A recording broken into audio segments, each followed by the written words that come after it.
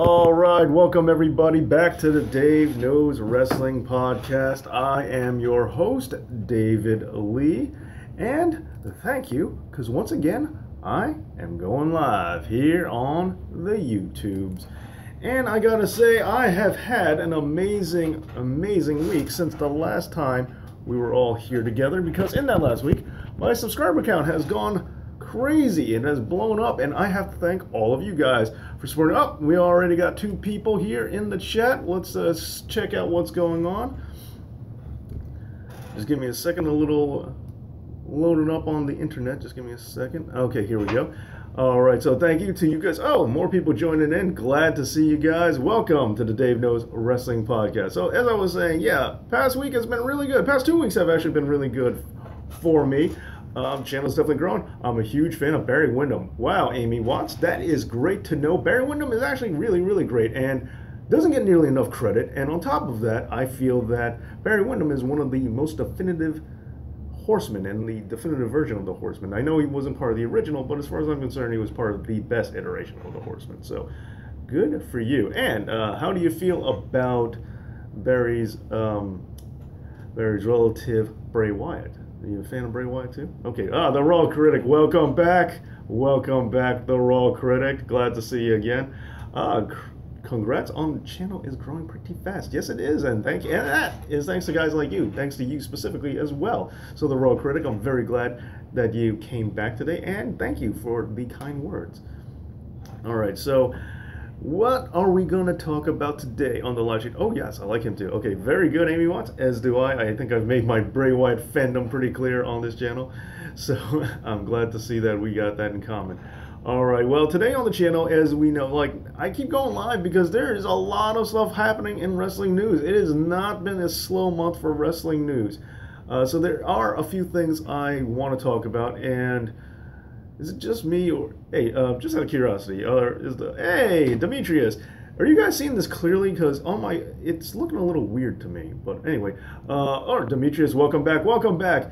You know those 1,000 stubs are closing in. Yes, I can't wait. I can't wait, and definitely looking forward to that. I'm getting real close to it. So I'm hungry. I'm eager for that 1,000 because I don't know if you guys know this, but once you cross the 1,000 mark, you start entering a different plateau, a higher level of YouTubedom. So I can't wait to be moved to the mid card. I guess I'll say mid card. Yeah. Okay. Okay. Amy Watts has said, you need to get Barry Windham in there with you. Oh, well, are you kidding me? If I could meet Barry Windham, that would be great. That would be ecstatic. If you could figure out a way to get Barry Windham in here and make that possible, please let me know. Okay, so thank you again. So yeah, so totally happy. Thank you, Demetrius. Thank you, Raw Critic. Yeah, it's been great. I've had a great time, and yeah, past 2 weeks the channel is just going higher and higher and higher. It's blown up, and I'm I'm like ecstatic, like, oh. And yeah, one video of mine is doing beyond well. It's been going great. Okay, so yeah, thank you to that. All right, so I'm glad to hear that, especially since my 1-year anniversary is coming up very shortly. So that's also a nice pleasant surprise that everything's going so smoothly right now. And even more, anymore. Okay. You think Cena will get the title 16 at SummerSlam? Well, he actually already has title 16. It would be title 17. So that's that. That's that, Ray. But do I think he get at SummerSlam?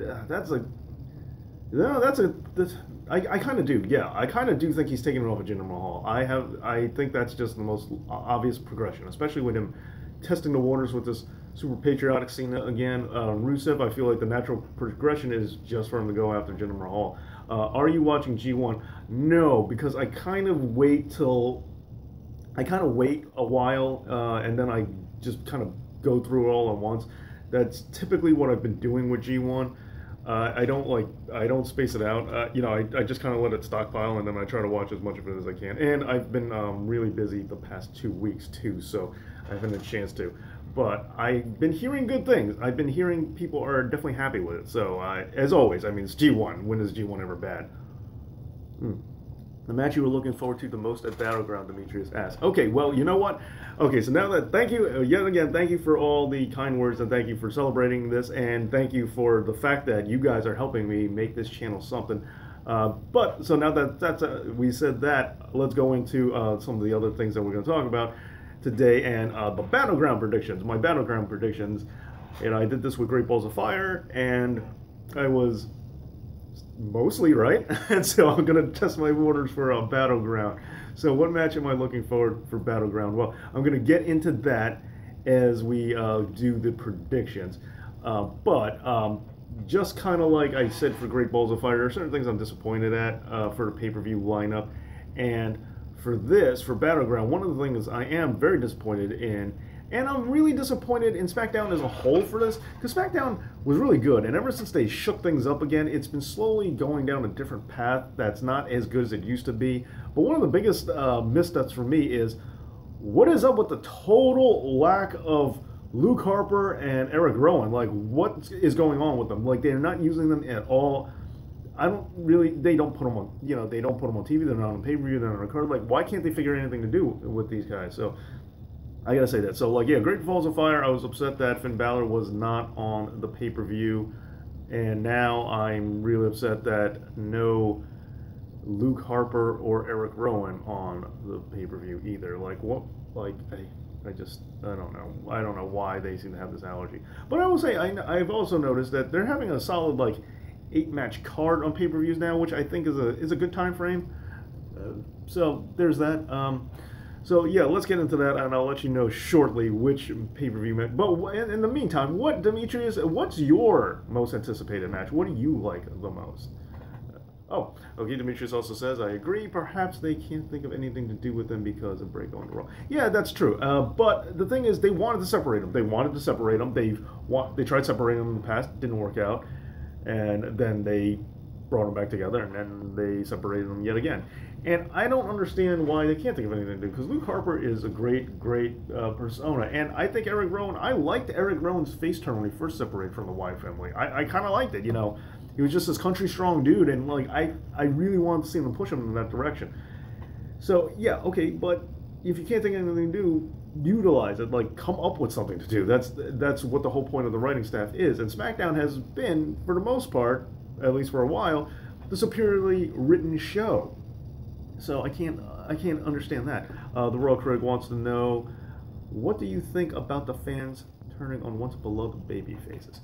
Well, I think it depends. I think it depends on who they are, because I always support the fans, because, well, not only am I a fan, but it's also, I've said this before, where this is the industry that you have chosen. The fans, they decide what goes on. It's the same thing like the movie industry. If people don't like a movie, you can't yell at them and say, you're not allowed to not like this. You have to like it. No, like, people can like or dislike whatever they want. It's just how things go. When you're in an entertainment medium, if people are happy with you, that's fine. And if you're making something and you don't care if people are happy with it or not, that's also your prerogative too. But just keep in mind, which hand washes what and who needs what more. And if you're making like an independent art film or something like that, and you're just doing it for yourself, fine. You're not expecting revenue, and you're not expecting a lot of people to get it, and if they don't, fine. But when it comes to wrestling, they want that money. When it comes to wrestling, they want that fan appreciation. So if fans are turning on once beloved baby faces, there's a reason for it, and you need to know what the best course of action to do. Are fans just liking to boo this baby face now because they want to? If that's the case, by all means, allow them to keep doing it. Or are they trying to tell you something? Then switch gears around. So I think whatever fans want to do, us as a whole, us as a wrestling community, that's what we're allowed to do and what we should do, and our voices should be heard. So I think it's great when fans turn, even if it is on a once beloved baby face. But that's my personal thoughts. Once again, you're more than free to let me know what you think, because I'm definitely interested in that. Okay, so next thing Demetrius says is, perhaps they are preparing a new gimmick for Harper behind the scenes. Yeah, possibly. I kind of think so. Oh, and also, you'll be surprised the Punjabi match. In all my years, I never thought they would bring it back. Okay, Demetrius, looking forward to Punjabi Princeton match. I will say, I think we're looking at one where two athletes that are more than, I mean, Great Khali could move a lot for a guy his size and all, but as we know, he kind of had a bad back, and his movements weren't always great. So it is going to be curious to know what more athletic component, contestants will do in the Punjabi prison match. I think I I kind of think this is going to be the best one we've seen yet. I could be wrong, but that's just my guess. Um, all right. But back to the behind the scenes gimmick for Luke Harper. I know we're going to get into the predictions, but we're just going to hold off on that for a little bit. RKO from up there. That would be absolutely crazy. That would probably silence a lot of people who don't like the Punjabi prison match. It would go up there. But if it's from out there, can it still be from out of nowhere? Just all right. But okay. Going back to the idea of preparing a new gimmick. Now, you see, the thing is, I thought they kind of already did that with Luke Harper. And to double back a long time ago, for you guys who might remember, is do you remember Henry O'Godwin and Phineas O'Godwin before he became Midian? Well, they had this kind of reworked gimmick right at the beginning of the Attitude Era where they were Southern Justice. And for what it was worth, I liked that gimmick. I thought the Southern Justice gimmick was cool. They were almost like a redneck mafia, and I was like, whoa, this is kind of this is kind of badass, and I liked it for what it was. I was kind of hoping they bring some new form of that for Luke Harper because, after all, Waylon Mercy, reinvented years later, was Bray Wyatt because they both were inspired by Cape Fear, and Bray Wyatt is similar to Cape Fear, which is exactly what Waylon Mercy was. So if you could take a failed gimmick like Southern Justice and revamp it for Luke Harper, why not? I mean, that should be as far as I'm concerned, that should be the Wyatt family MO, taking gimmicks from the early 90s that didn't necessarily land as well as they were hoping and then reinvent them for today and make them better. I kind of want that. So I thought they were kind of going in that direction for Luke Harper already. So if they're retooling them yet again, that's kind of surprising. And Eric Rowan, I know they've kind of given up on Eric Rowan, but that's a shame to me too, because like I said, I really liked it when he was on that Survivor Series team, when he first broke up, John Cena's team, when they first broke up. I liked it for what it was. It was a really short glimpse, but he was like this just country strong dude who really just said, no one's ever stood up for me before, and was embracing the good guy, and he got good pops. Like, they just needed a little bit of a redesign, and I thought he would have been fine, with his costume and his look and all that. But then he gets embarrassed by The Rock, at WrestleMania, which, by the way, was, if you guys remember, I had top 10 wrestlers who didn't go out losing. Rock was on the thumbnail, but he was a bonus one for you because The Rock won his last match, and that was against Eric Rowan. As of now, he won his last match. Little bonus fact for you. All right, so Demetrius says if they have him shave the beard, I just don't know. Yeah, I don't know if you're talking about Luke or Rowan, but both are possible. Luke Harper, I still want him to have a beard, but just clean him up a little bit. The ponytail that he's doing, like I said, Southern Justice kind of thing. Like, he's just this redneck mafia kind of guy. I think that's a cool thing, especially since the fact that we don't really do it. The South is a big part of America, and the South has a lot of stereotypes and all that, but a sophisticated Southerner, can be done, and it's something wrestling never really tapped on too much. Ric Flair was, style and profiling, but he didn't really represent his Southernness. I want some deep country dude who's just if you think about it, Gambit from the X-Men, for you comic book fans out there, Gambit from the X-Men, he's a Southern gentleman, and he's a thief, and he's he's badass, and he's smarmy and all kinds of things, taking a traditional Southerner but adding a different formula to it, kind of like the way that Corey Graves was first being portrayed, where he's got the tattoos and he's like a thug punk guy, but he's also wearing suits and is stylish. Just combining certain things to give it a new thing. And Luke, it seemed they were going that direction and then just fizzled out on it. And then Eric Rowan, they naturally put them against each other, but then they didn't follow through with it again. So I didn't know that. All right, more people in chat. Thank you very much. All right, Amy Watts. So that's just my thoughts on that, and I kind of missed the two of them. But I hear that you're saying that you don't know, and we're of similar minds that. At least I think we are, that we won't want something. We're not sure what to do with them, but I think there is something to be done for sure. And I have a few ideas, but come on. Perfectly good talent. Don't let it go to waste. All right, Amy Watts. I think Ted Turner made a huge mistake by selling his company. Yeah, one of my big popular videos talking about that. The most popular video on this channel as of right now. Ted Turner made a huge mistake. Now, some of the trolls have been getting after me because The correct thing was to talk about is Time Warner, not Ted Turner. I just say Ted Turner is shorthand. It's Ted Turner's company. I know he didn't have as much decisions, and I know the merger was a bigger deal that has, you have a board of directors and you have, committees, and it's a bigger deal. But yes, I just say Ted Turner for shorthand. So I'm glad to see I'm not the only one. But yeah, Ted Turner made a mistake. See, the best thing about hindsight is, yeah, we can look at it because not only did WCW offer a very big part of the market in wrestling that is not being or wasn't fulfilled for a while and is still not 100% fulfilled right now, WCW is needed. And AOL, who uses AOL anymore? Like, they fell so far behind the times. Like, at that specific moment, yeah, AOL, great, great, great. It could not do better. It was how people got online. It was like the only way people got online for the majority of people who did go onto the internet at that time. And it just seemed like they were going to go good, but they sat on their laurels, they just coasted by, and now AOL is like instant, AIM instant, the instant messenger thing, and all the AOL emails. It's like they've become a joke. And okay, wrestling's still around, and AOL is barely around. I don't know why. I don't know why AOL is still around, or if it's still around, but that's my point. So, retrospectively, he did it for, AOL, Time Warner did it for the worst, did it for a short-term goal that really probably didn't pay off. But, once again, I'm no financial expert. Maybe that short-term spike in revenue they got from doing a deal, if they have one, outweighs anything that wrestling's done. But, like I said, I don't know. But, from what I can tell, it seems like a weird misstep. So yeah, I agree with Jamie Watts. All right, Royal Critic.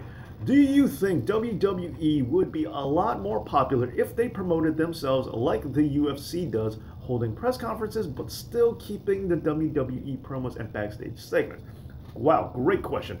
Now, they do kind of do press conference from time to time, announcing when they go to WrestleManias. They do stuff like that. The thing about that is, that's assuming that the media cares. Now, the media does care to a certain extent, but wrestling, let's be real here. Like, for all of us, wrestling is still a bit of a niche thing. It's kind of something that gets looked down upon sometimes. It's not really the most popular thing, so I'm not sure if the media would address things. It's worth a try, and they have been testing the waters with it with lukewarm results. It's nothing too over the top. I think if they continue the momentum they're gaining by getting exposure with UFC, although Brock possibly leaving might end that, but getting the promotion on UFC, ESPN, putting themselves out there more, if they can continue to be more legitimate and viewed like that, then yeah, I think it would serve a function, and I think it would be good. But as of right now, I'm not 100% convinced it's going to create a spike or an uptick, because for the little press work they have done publicly, it hasn't done as much. However, I will say, Gambit is Cajun. He is from, I caught that out of the corner of my eye. Gambit is from New Orleans, Louisiana. He's a Cajun. He is not French.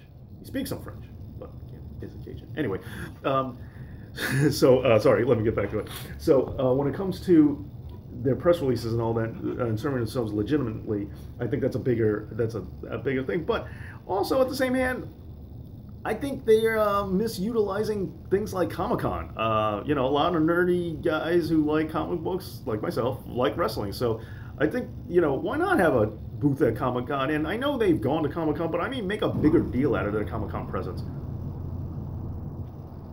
which they haven't done. Make a big deal of it, or really promote E3. If they can get the timing right on like the game release and all that stuff, like why not celebrate, like really hit your target audience, because we're here, and I think nerddom is pretty popular right now, so why not placate us more than a specific generalized press who may or may not understand things? Because the hard thing when you appeal to the press and the mass market, and ESPN is doing okay with it, but for the most part, it's kind of rough when you go out to the press, the mainstream sports audience, and say, hey, here's wrestling. A lot of hardcore sports fans just scoff at you, and they hate it, and they get angry about it. Or if you're trying to appeal to masses, a lot of people just say, oh, that that fake stuff, and then they don't turn on. And you're not going to convince anyone by doing it. Sure, it might be a slow burn, but is it even worth the effort? I think it's the other way around. You kind of grow, and then you put yourself out there. it? But that's a great question. I like that a lot. And I could probably go on and on about my thoughts on that. So, but yeah, that's a good one. Okay, you're right, Amy. Turner loved wrestling. We all know that. But there was little he could do with WCW. Yeah, well, okay. I agree. Okay, nice that you guys are talking to each other. I like that. Okay, so game is French. Okay, but all right, so we're all on the same page for that. All right. Is it 223 Ray or 223 Ray? I'm just, okay. Well, Ray says, I think if Finn didn't get hurt at SummerSlam, I think he should have been the one that retires the Undertaker at WrestleMania. Wow. Okay, I'm gonna have to process that. Finn getting hurt at SummerSlam, yeah, definitely stifled his career trajectory, and I was surprised he got as much trajectory as he did, and pleasantly surprised because I like Finn Balor a lot. I'm a huge Finn Balor fan. I'm not sure if I don't know. I mean, the thing about it is, like, I just love The Undertaker so much. So it's like, saying anyone can retire hurts. It's like, just the words coming out of my... Because once upon a time, I really wanted Bray Wyatt to do it. And I know Kevin Owens wanted a match, or still wants a match with The Undertaker. And I really want to see Kevin Owens and The Undertaker. I thought that would have been a solid match for sure. And, I hear you on Finn, and see, the other thing is... Now, Roman, we already know he has the backlash that he has. But the thing is... I kind of feel if you like anyone who if you broke the streak or retire or beat him at WrestleMania, even after the streak is over, if you retire the Undertaker, you're kind of committing at least partial, temporary career suicide. So I don't know how Finn was going. Like, I don't know how that would react for Finn. And I hear you that his trajectory getting stifled because of his injury at SummerSlam. Having a win over the Undertaker at WrestleMania isn't going to help things. However, is he over enough that he could rebound it? I don't know. Maybe. But still, you have to keep things moving in one direction with Finn, and beating the Undertaker after the injury, I agree, is not a good idea. If that injury never happened, would it still put him on the right path as this over babyface? Could he survive it? Yeah, but do you want him to just survive, or do you want him to strive and flourish? So that's another good. So that's a really good question. Bray, on the other hand, he's a heel and he's still pretty over. So in the worst case scenario, he gets booed. Well, that's good because he's a heel. So that's kind of why I wanted Bray. And same thing with Kevin Owens. And that time Warner made the mistake. Yep. Yes, they did. Seems to be the way. Okay, Demetrius. By the way, what happened to Monday Night Raw? What do you mean? What happened to it? It came out like 2 weeks ago. The last one. The next one's coming out shortly. I put them out on Mondays. It's not going to be this Monday. It's going to be. I'm aiming for not this coming Monday, but the following Monday. I'm aiming at that. I'm not going to guarantee it's going to come out, but I'm aiming at that just to let you know. But yeah, what do you mean? What happened to it? It's still here. But I'm glad you like the show because I do love the Monday Night Raw. They're a lot of fun. I'll give Amy a run. So be right back, and she's back. Okay, thank you. Glad to see you back, Amy. All right, Demetrius. My comment on the press releases. We know that Triple H is getting more and more involved in such things, so he might take things towards that direction once he takes over. Yeah, I could see that, and we were like we've been saying, like they are stepping in that direction. And Triple H, as much as I'm not a fan of a lot of his backstage politics stuff, which I've talked about a lot, and I could continue to talk about a lot. There are certain things I'm looking forward to him doing. There are certain things that I want him to do. Press releases, I see the good and bad. Like, I want them to build a little more street cred, a little more legit cred before they move completely into that area. But yeah, going mainstream, like a small thing that I like that they're doing, and I don't know if WWE's behind it or not, but a lot of betting sites like Vegas are putting odds on pay-per-views, which, if you didn't know that, yes, that's a thing.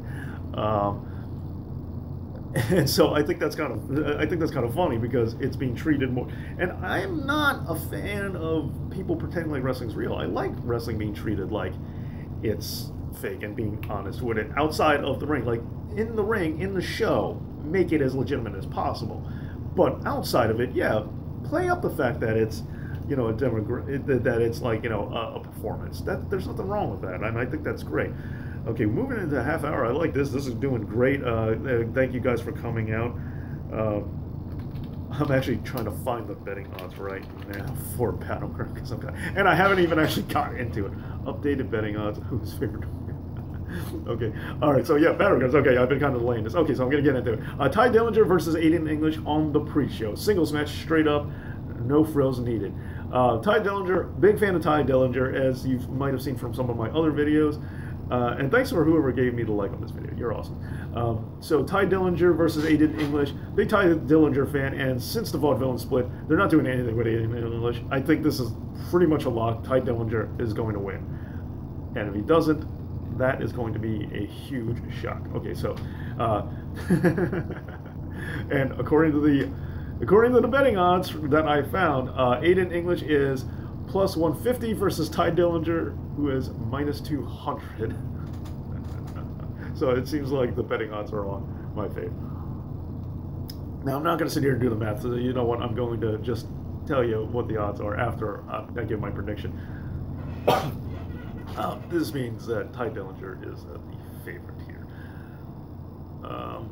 Okay, the next match. Okay, wait, no, let me get back to the chat for a second. Okay, just want to know this. Okay, well, no, thank you for the question. You know, thank you for being here. So, Demetrius, yes, definitely, you know. But you know, I like like I said, I like the conversation. It's really thought provoking, and you know, and that's kind of outside the box of thinking. I think WWE needs to talk about press conferences and stuff like that. So I love the fact that you brought that up. I think that's great. Raw Critic, what are your thoughts of Kyle O'Reilly going to NXT? Oh, see, now that's something I definitely want to talk about in the week in review part of it. Yeah, I didn't want to space it out, but you know, like Donovan Dijak, you know, Kyle O'Reilly, like this is yeah, there's been like a lot of, you know, NXT signings that have going on and speculating. Like, and the Dijak one is just because WWE has clearly made it clear that they wanted him and kind of doing dirty. So, you know, yeah, I'm gonna take a second. You know what? Let me get back to that later after I do the Battlegrounds predictions because I know that I've got thoughts on this and thoughts I need to share with you guys and thoughts I want you to share back with me because I know what you're doing. So let me just try to do because I know what Great Balls of Fire kind of went on and on about, so I'm going to try to do the Battlegrounds predictions faster than I did the Battlegrounds ones. Okay, Demetrius, I never understood betting in wrestling. If one man betting has a friend backstage, then that's it. I hear you, but you know what? I kind of gamble. I kind of like gambling, and no, I don't do it at the casino or place bets in Vegas for wrestling, but I will say, betting with your friends on wrestling is a lot of fun, especially my friends make it a lot of fun. Like Royal Rumble gambling. Have you ever done Royal Rumble gambling? This might not. I'm totally getting sidetracked, but yeah, this is the thing. Royal Rumble gambling. The way we do it is everyone puts in their money, and then we have a little jar with number paper on it of 1 to 30, and everyone just plucks until we're empty, and you don't get to pick your guy. Just whatever number wins. And we also have like bonus wins for part of the pot for for like a surprise entrant, like if your number is like a surprise, which I have to admit, thank you once again to Ty Dillinger, number 10, because you get me the bonus, the only surprise entrant at the Royal Rumble this year, and I won them. And the year before that, I gotta thank number 3, AJ Styles, for a surprise entrant, because I've been winning the surprise entrant pot 2 years in a row, so I gotta admit I like this. So yeah, gambling and wrestling could be fun. Yeah, you're right. I mean, I kind of don't trust, the behind-the-scenes odds makers to a degree. It's just fun to look at. But gambling on wrestling is a lot of fun with your friends.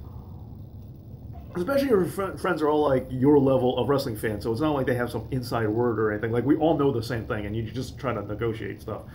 Or prop matches or one-by-match. Like, sometimes we gamble on, like, how many times are we going to see Dean Ambrose's rebound clothesline, the wacky line, in a match? Because, when he was doing it a lot, like, he's kind of slowed down on it, but there's a period of time where he's doing it not, like, in multiple times in a match. Or I remember I lost money last year at SummerSlam because I bet with, Johnny, who's been on this podcast before. He bet with Finn Balor versus Seth Rollins. We bet on how many sling blades we were going to see, and I guess like some astronomical number, and like there was like one, and so we just kind of assumed there's going to be a bunch. So I lost money on that one. So I don't always win. All right. So yeah, I think it's kind of fun, and it's harmless amounts of money. It's just more like bragging rights than anything else. What if we got a wrestler with a gimmick of messing with the betting odds? Oh, that'd be kind of cool. Yeah, like again, yeah, I'm totally down with that, Jacob. And welcome to the chat. Amy, did your name change? Well, all right. Well, congratulations on getting married or unmarried or whatever caused you to change your name. Good for you. All right. So I think Barry Windham should come out of retirement and get back into the ring in his own terms, like the Undertaker did. Wow. A Barry Windham comeback. I don't know, is the world ready for that? Can that be done? Interesting question. Not bad. And yeah, once again, if you know Barry Windham, hey, let me know because I'm all about Barry Windham. Okay, so moving on. Number 8 match.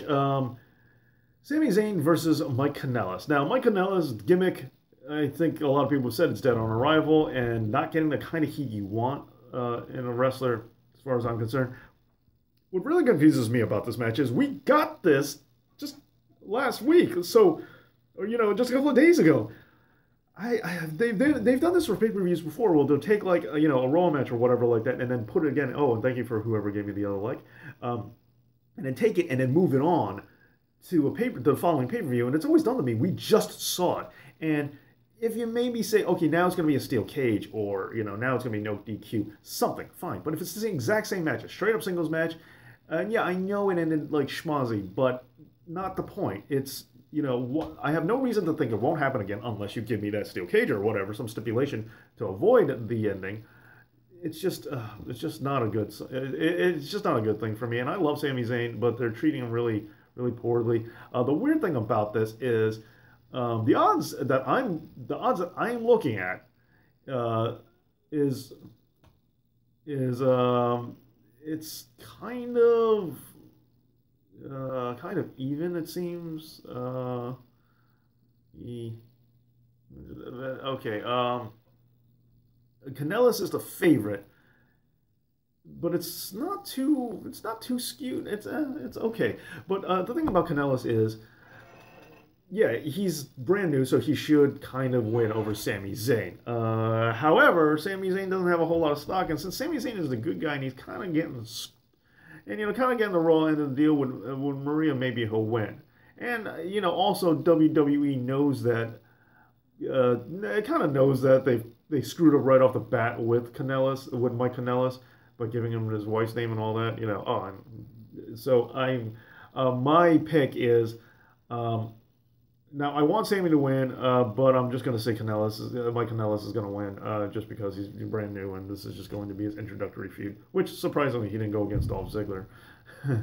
As a coworker of mine says, Dolph Ziggler's like Glass Joe because he's everybody's first feud. So he calls Dolph Ziggler Glass Joe. So my official pick for that is Mike Kanellis, much to my chagrin, even though I want Sami Zayn to win. All right. Moving on back to the chats. Well, again, you're not married. I don't want hackers calling. Oh, well, I apologize for saying your name. I'll just call you Amy then. Who's your favorite wrestler? Ooh. Now, I've been getting that question a bit, and do you really want to know? Because if you really want to know, I'll tell you. But I'm planning soon to do like just a a top wrestler list for me, and that was what I was discussing with someone else who's asked me that, and they said, yeah. They said, take your time. Put it out there. Take your time, do that list. I'd rather take your time and do the list. So, and I'm just going to assume yours is Barry Windham. And okay, so moving on, the Raw Critic, the Raw Clinic. That'd be nice. I feel like fans are gonna turn on Sami if he doesn't win more matches, like they turned on Ziggler. Yeah, I hear you on that. And Ziggler has proven he can be a heel. Sami, I really don't think he can. The idea of Sami Zayn is almost just crazy talk to me. Amy, yes, I really want to know. Just say one wrestler. Okay, all right. Stone Cold Steve Austin. I'm going to say Stone Cold Steve Austin. So if you're listening, get that right now. So Stone Cold Steve Austin. The weird thing about Austin is it's at a very specific time in his career, and not the time people think it is. It's pre-neck injury. I thought Austin was really good because I thought he was a great blend of the old school and the new school. I liked his Smash Mouth style. I liked that he did maneuvers, and some of them weren't even technical wrestling maneuvers, but they were really, but they were definitely effective looking. just like, his Stone Cold Snake Eyes and stuff like that. And then he also did some technical moves too. Like, I liked it when he had the Cobra Clutch and a $1 Million Dream added to his arsenal. And, I thought Austin was, he's not a high flyer by any stretch of imagination, but when he was a Hollywood Blonde, he proved that he was physically capable of jumping a little bit. So, I liked him a lot. All right. Jacob, I don't know how to say your last name. I I think they think of Sami Zayn the way I just thought of something, but I'll tell you about it in a second. As who can eat losses like Daniel Bryan and get a push later on. Yeah, no, that's very fair. And the reason I was laughing is because same coworker I was talking about, he actually says that Sami Zayn is stuck in the friend zone, the WWE friend zone. And I just thought that cracks me up. The idea, like, to use that as the term friend zoned, when a guy just can't get pushed, I think is hysterical. But yeah, I think that's a great point. And comparing Daniel Bryan is really fair and fairly accurate. And but I agree with what what Raw critics saying is like there's a threshold for that. You can only push it so far. And like even Daniel Bryan, they did try to push him heel, and he's supposed to be a face. He's supposed to be over. And Zayn is. In some ways, Zayn has more attributes or has more things on Daniel Bryan, but in a lot of other ways, Daniel Bryan has a lot of things on Zayn. And the question is how being over might be something that Daniel Bryan has the advantage of. So that's a tough call. Okay. The Raw critic. So, but yes, I agree with that, Jacob. The Raw critic, Adam Cole, and Kenny Omega are my favorite right now. But Shawn is my all-time favorite. No kidding. Well, last Monday's episode must have been interesting. Okay, Amy says, I love Barry Windham, his brother, Batista, Sting, Flair, and others. All right, yeah, okay. Interesting mix. Yeah, Batista is like the guy who stands out to me because, one is not like the other because, there's a lot of NWA, but, that's cool. But, yeah, Batista is definitely a guy I think would have been great in the NWA. Back, if he was born earlier, I think he could have been, one of those guys to fit in that style with, like guys like Barry Windham. So, and Arn Anderson, man, a spinebuster competition between the two of them would have been definitely interesting. So, okay, cool, and others, and of course, that's the thing. That's the other hesitancy I have about trying to do that list of top 10 favorite wrestlers because the problem is my list rotates so much and. Positions for sure rotate, and the guys themselves, I want to fit 15 guys in my top 10.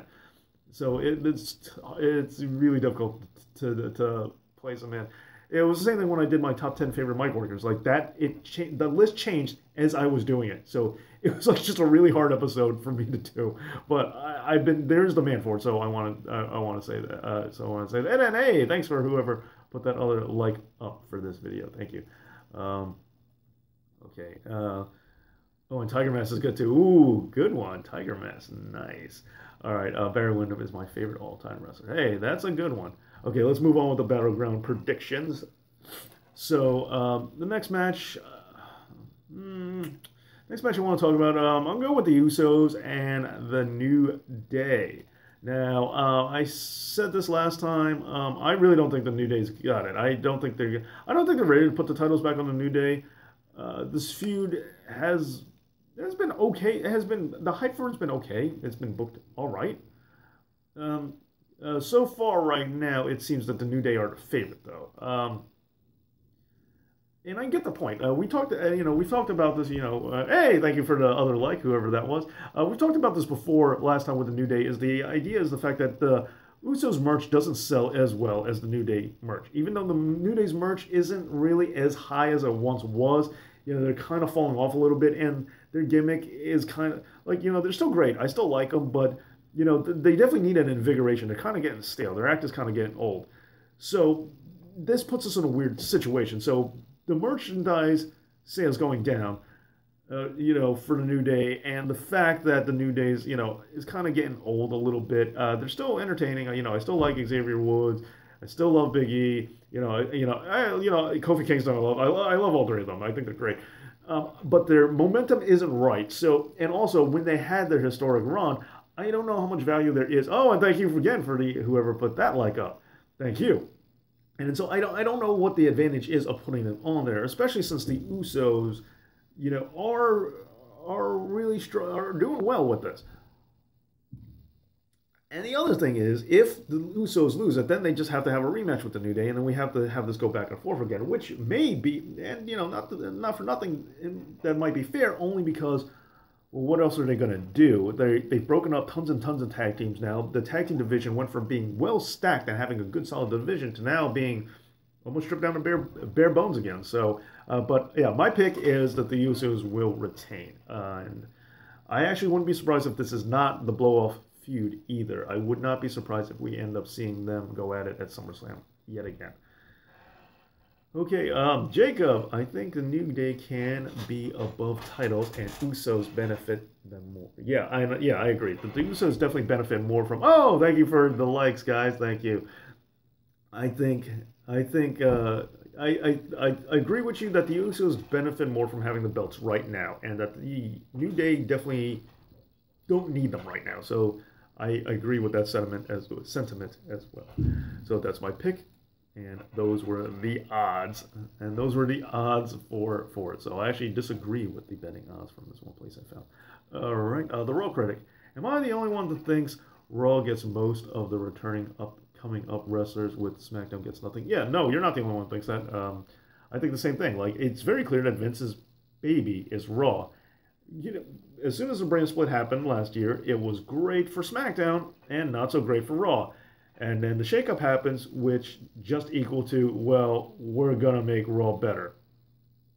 And Ryan Ward, not for nothing, I really like it. I really like him, and as a writer too. And he's still on SmackDown, but I mean, I think I'm waiting for him to fix things, but it seemed, and Road Dogg's there too, but and I'm waiting for it, but it doesn't seem like.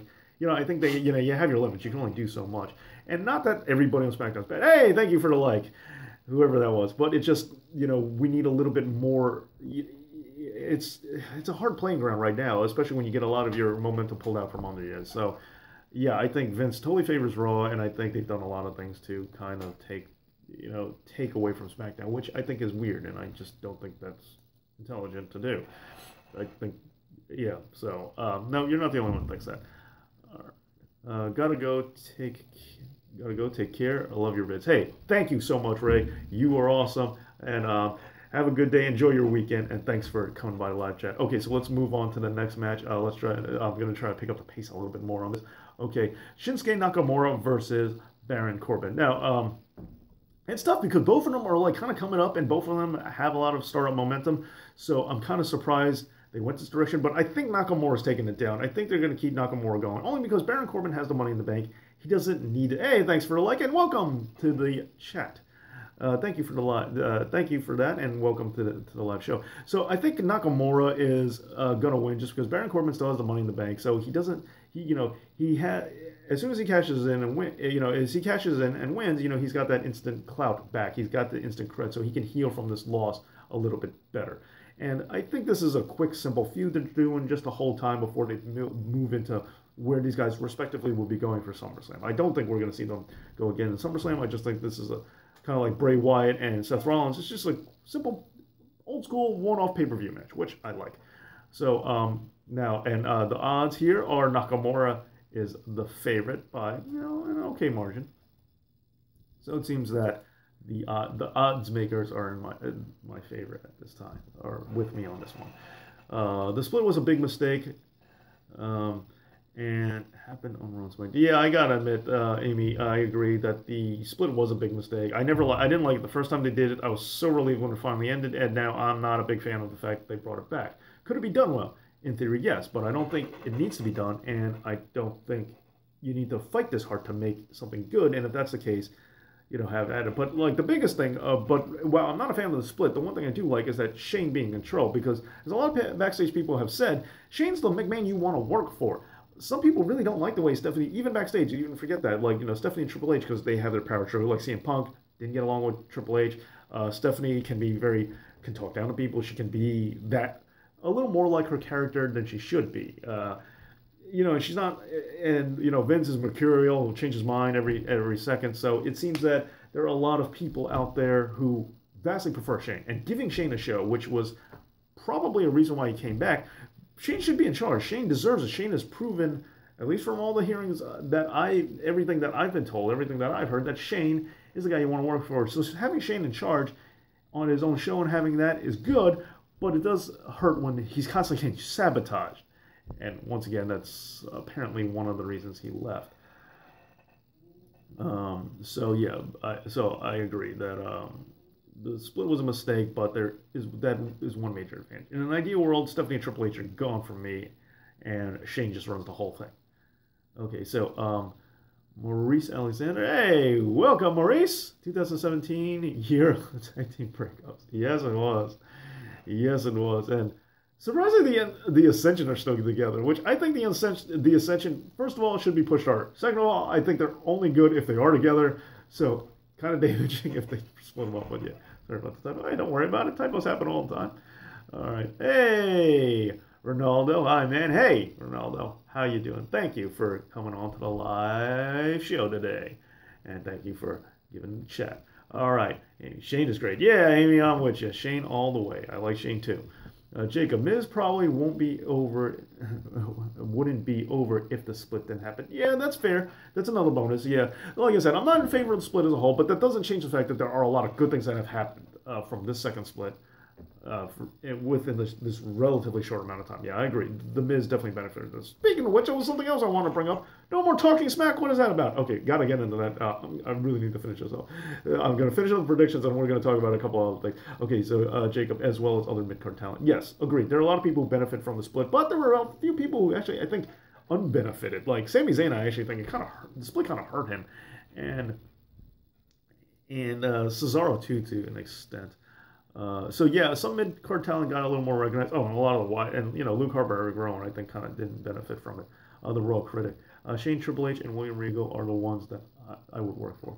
Yeah, like Triple H had like Triple H. I have heard good stories about working with him, but the thing is, I love CM Punk, and if CM Punk don't like you, that's a problem for me. And I know Triple H is backstage politicking and all that. Never been a fan. Eric Duel, that name sounds familiar.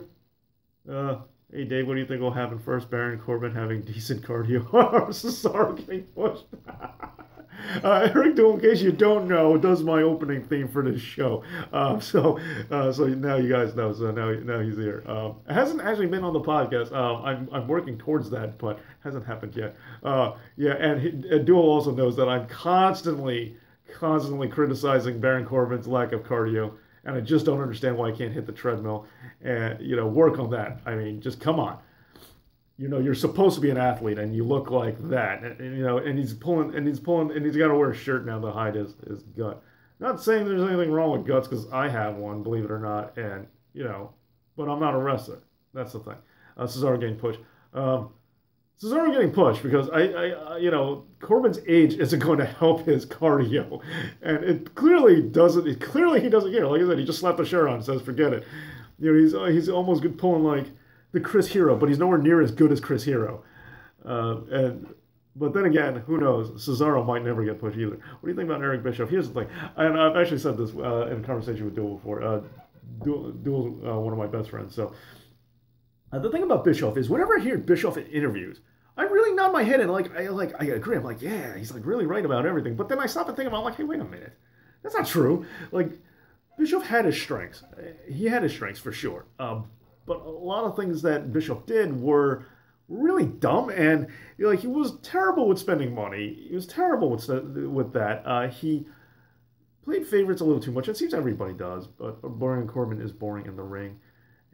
Promo wise, to be honest, yeah, no promo, like that guy just needs, like, my thing is, like, everyone who hates Roman Reigns justified in it, but I think you should hate Baron Corbin just as much, if not worse, because he's not pushed as much as Roman Reigns, but everything that's bad about Roman Reigns, Baron Corbin is bad in those areas too, if not worse. So yeah. So Bischoff has his skills. I liked how he created Nitro. I liked a lot of the ideas he had, and yeah, he's right that DX Nation of Dominant, was kind of a ripoff of NWO, and he had some good ideas.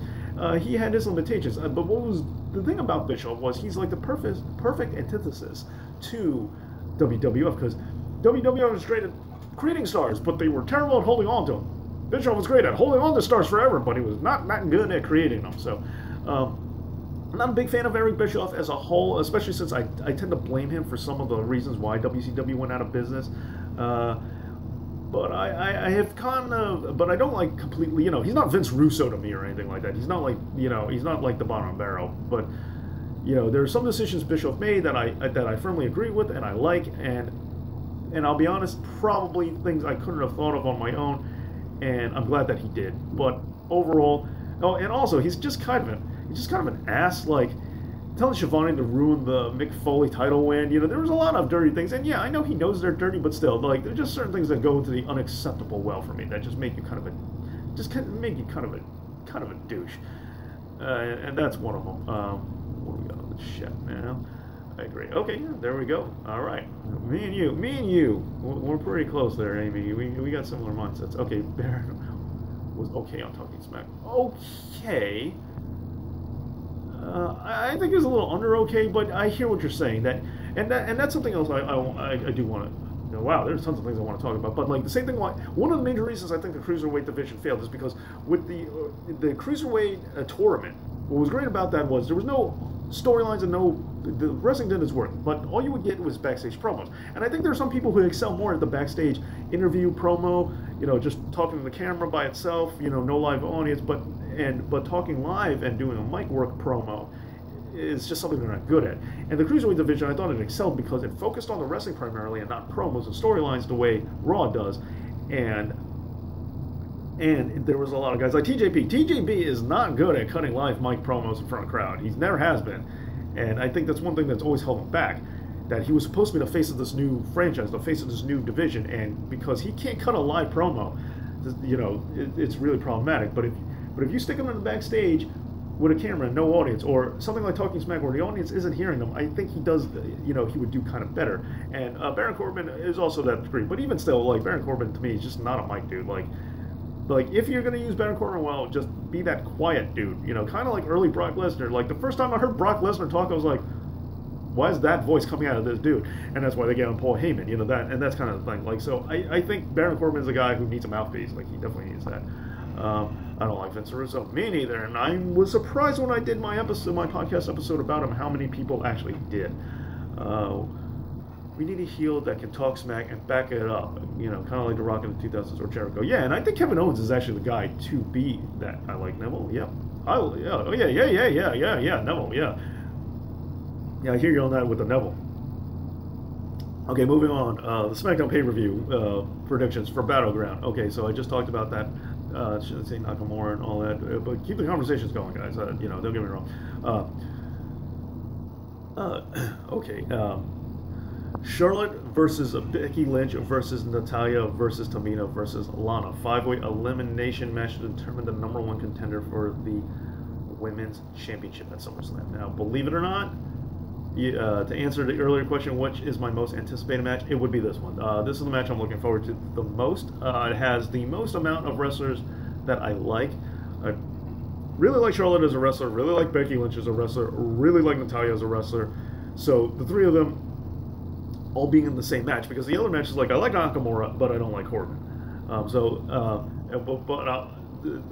know, we're getting to that. And so this is the match I'm looking forward to the most, only because, and the reason I'm picking this is only because Becky Lynch has been in a slump lately. Natalya has been perpetually in a slump. They just don't know how to use her well. And Charlotte also has been in a kind of a slump since arriving on SmackDown. So, and I know it's a 5-way, and 5-way, multi-people matches, I'm kind of rough on them. Like, I'm not saying they're bad or I dislike them, but sometimes they can be a kind of a cluster. So I want to see if these three can pull it off. Is the thing. So I have a lot of, they're wrestlers I have faith in, and I want to see. And plus, Tamina in there is the muscle. They have a good variety. Like Lana is definitely one of these things is not like the other.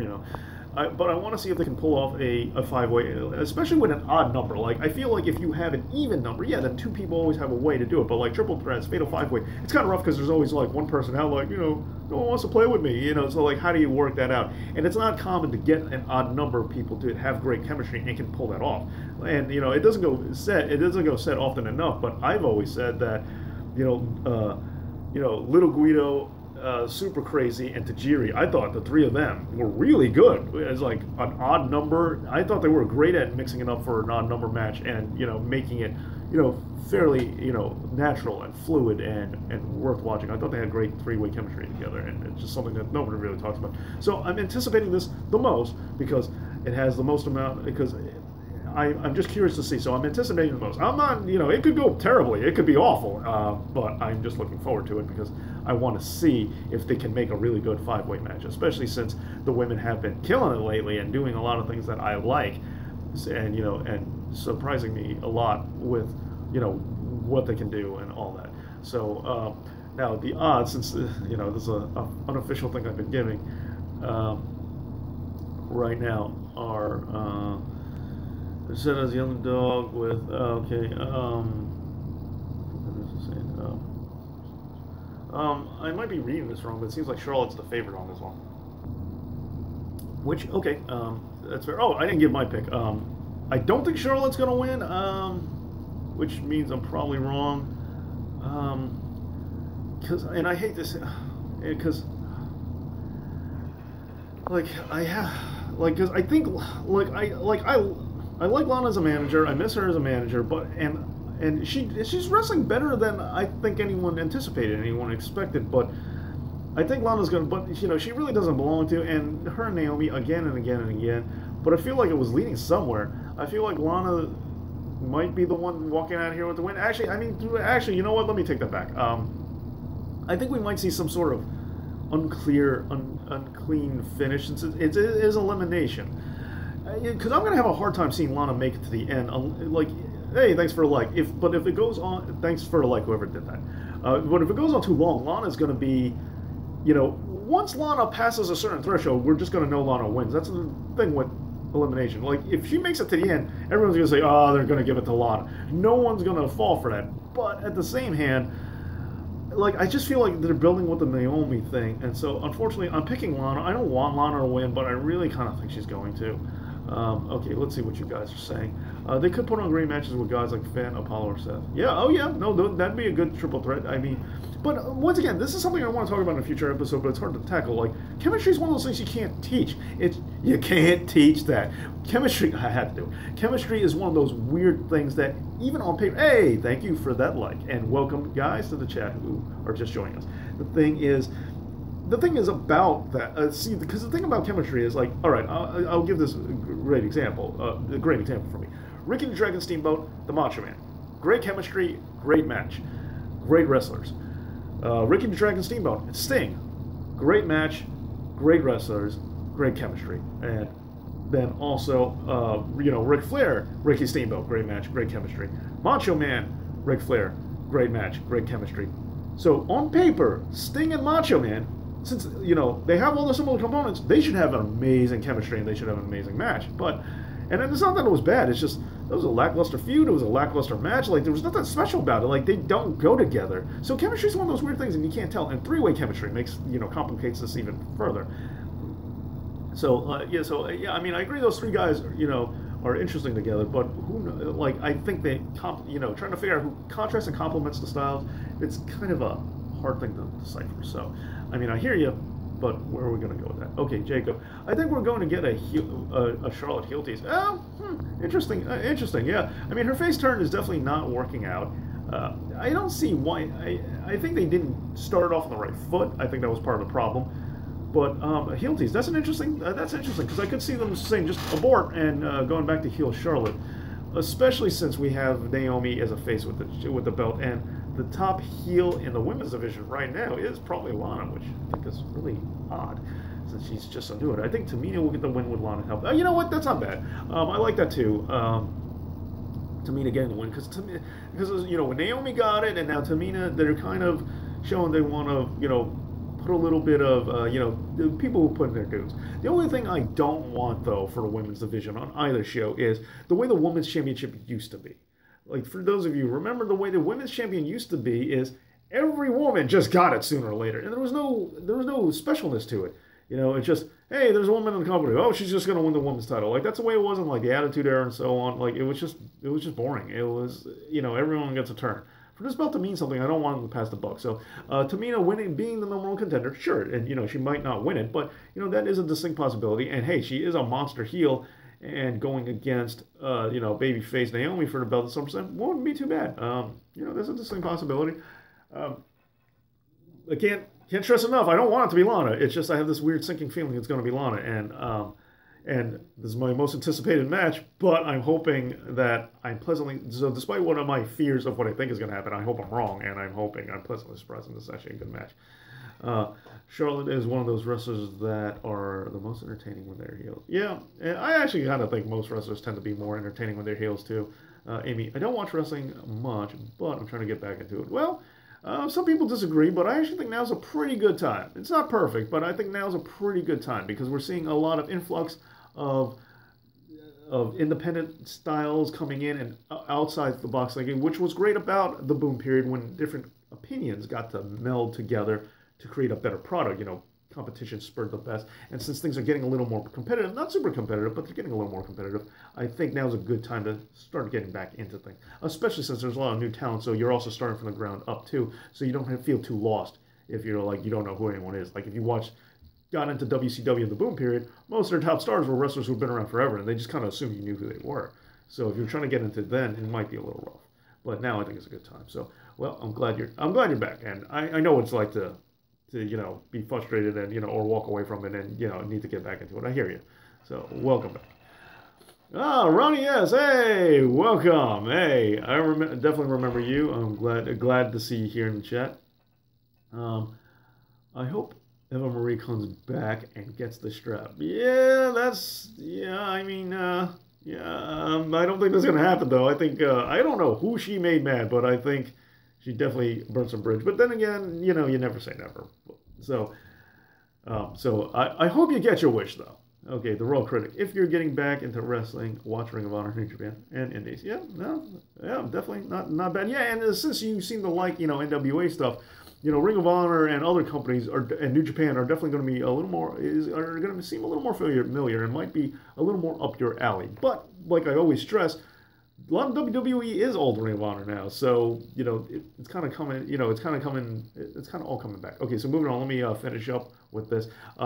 John Cena versus Rusev flag match. Now this is going to be pretty easy. I want Rusev to win just because Rusev needs to push, but it's going to be Big Fight John, and I think they're going to use this super patriotic John Cena winning the flag match, and they're going to propel that into Jinder Mahal for SummerSlam, and then John Cena, and we're going to see that. So that's my guess. And, I know you guys have been asking about what are my thoughts for SummerSlam, so I think that will be the main event of SummerSlam. So, real quick, that's John Cena's won this one. That's my thoughts on that. And what are they saying here? John Cena is favored by like a lot. So, yeah. All right. John Cena's favored by a lot, so no surprise on that. So let me get patch up for the chat. Do you think they should create a Total Divas belt? I'll be honest, I don't watch the show, so if they did it, awesome. If people like it, if people watch Total Divas like it, yeah, go for it. Why not? Amy, the only reason why I quit watching wrestling is because Batista is gone. Shame, yeah. See, I wasn't the guy who stopped watching wrestling or got turned off by wrestling because someone I liked left. I was more the kind of guy who got fed up with wrestling when the guys I didn't like wouldn't leave. So that was kind of the guy I typically am. Okay, moving on. Now this was the biggest contender for my most anticipated match, AJ Styles versus Kevin Owens for the United States Championship. Now the reason I didn't put it is because we have seen it in the past, and it's great, It's going to be a good match. I know I'm going to like this match. There's no questions asked. I'm going to like this. And I've been hearing that they haven't even done some Iron Man matches at house shows.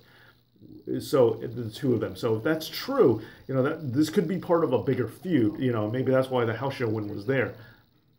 AJ didn't win it in an Iron Man, but I've just heard that they've been playing around with what these two guys can do in house shows. So it seems to make perfect sense.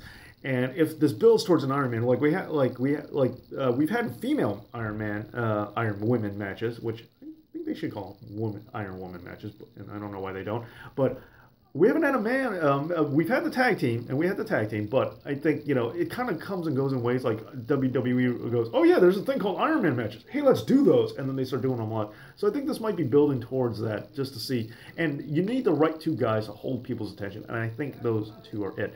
So by that rationale, though, I could see Kevin Owens winning it back to keep the feud going. That would make a lot of sense.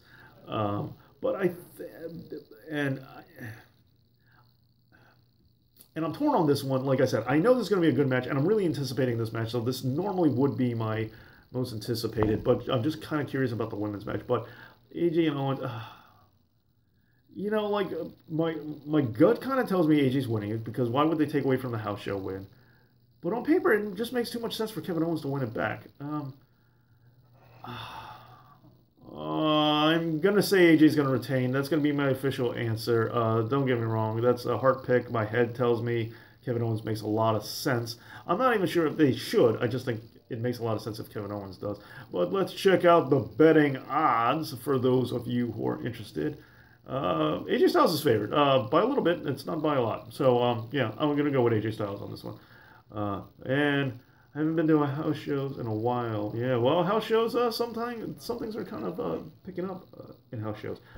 John Cena's going to take the title off of AJ, even if I don't want him to. Well, really? So you're thinking John Cena's going back in the U.S. title on? They kind of hinted towards it, so that's a distinct possibility, too. So AJ might just be keeping more for Cena. But, Cena took the WWE title off him, so they can't just keep letting AJ job out to Cena. And also, on top of that, I think John Cena is going into the world title picture. I don't see them keeping John Cena in the U.S. division. I dropped TNA when Hogan came in. What's weird about that is Hogan kind of did something that I wanted them to do for TNA, and that was get rid of that six-sided ring, because I hate that six-sided ring. But okay, so you were done with TNA after Hogan came in. Okay, well, he didn't do anything good while I was there, so it doesn't seem like you lost out on anything. The U.S. title should be the only title for open challenges. Yeah, and they don't have a TV title anymore, but that's what a TV title was. It was the belt you get to see on TV.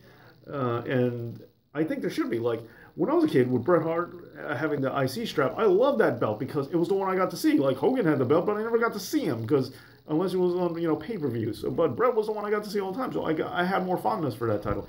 And I think Open Challenge is the way to go. And plus, that was a great run when John Cena had it, and the Open Challenge, I really liked that. It was exciting, it was fun. And some people hated it, hate John Cena unconditionally, but as far as I'm concerned, the Open Challenge was great. So, yeah, and I like that AJ wants to bring that back, too. So, I think it's cool that they're going to do it. AJ is going to win. Okay. Yeah, so AJ's keeping it 1 for Cena. Okay. Prestige Gamer, welcome back! Prestige Gamer, do you think Orton would be a good heel again? Well, I think he's a terrible good guy right now. And I like Orton when he's a clean-cut babyface good guy. I know that's not within his personality, but I think, I think Orton is, as soon as the Shinder feud's over, I think Orton's going back to the bag. And plus, it seems like he really prefers being a bad guy anyway, so why force him out of it? But yeah, I think he could be an effective heel again. We need to have the right landscape, because the problem for SmackDown right now is we don't have a good lead babyface. But let's just say, hypothetically, they start pushing Sami Zayn hard, and then the guy to take it down is Randy Orton.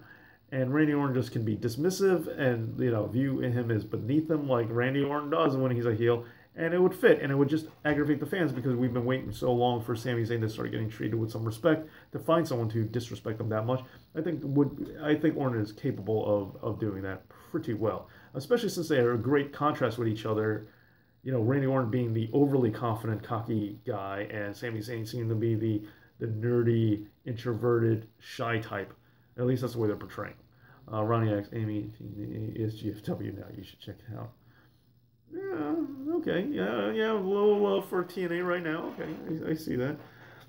Hey, High Prestige Gamer, how long will Jinder be World Heavyweight Champion? Sure. I think for a while, because I think WWE, when they do something controversial and they're not 100% sure, and they tend to double down on it. They tend to, like Bradshaw winning the belt, they did it as a nice reward for him helping everybody invest.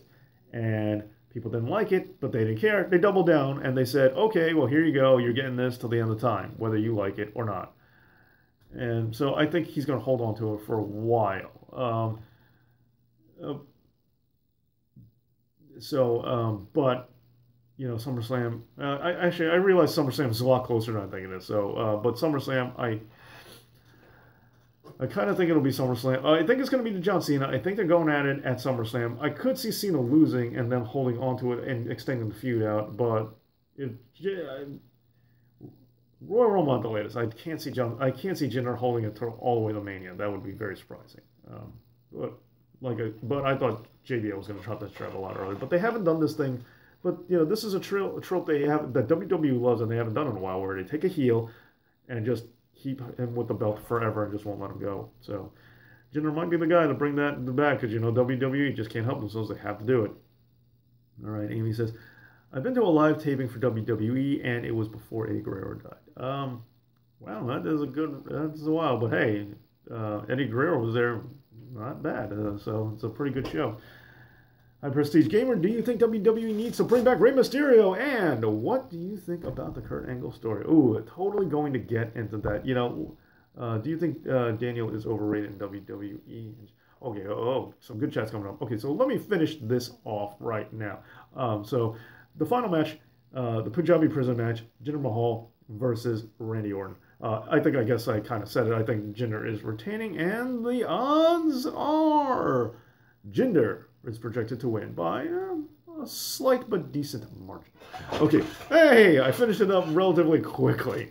All right, so now let's get back into all things. Okay, so let me address this first. Do you think WWE is going to bring back Rey Mysterio? I definitely think they do want them, but he hasn't been out of the company too long, so I can see if he's hesitant. I think, if anything, he'd be more hesitant. What I would like is him to go into the Cruiserweight division to reinvigorate that. However, I know he kind of doesn't like being labeled or pigeonholed as a Cruiserweight guy, so I don't know that he'd be willing to, even though that's what I think would make the most sense. WWE needs it to happen. It makes a lot of sense. People love Rey Mysterio. You have it on paper, but who knows if he actually would. And hey, welcome to chat. Anyone who's just joining us. I think he should, but I think... And he's also been posting a lot of pictures with GFW people, so there's also that outside chance that GFW might be giving him more of what he wants. And GFW also needs him too, because with Patron being suspended and them wanting to attract... with them wanting to do the thing I hate people doing is assuming that they're trying to attract a certain market, but I've never liked that mentality because people don't watch things just because the person in it is like them. I think that believing that minorities think that way is kind of backwards, because I don't think that's necessarily true, and I think it's kind of a mess up. But both companies have a specific goal mentality. So social justice reasons, I think WWE is a little more altruistic, or at least a little bit better in their reasons for needing Rey, and then GFW's.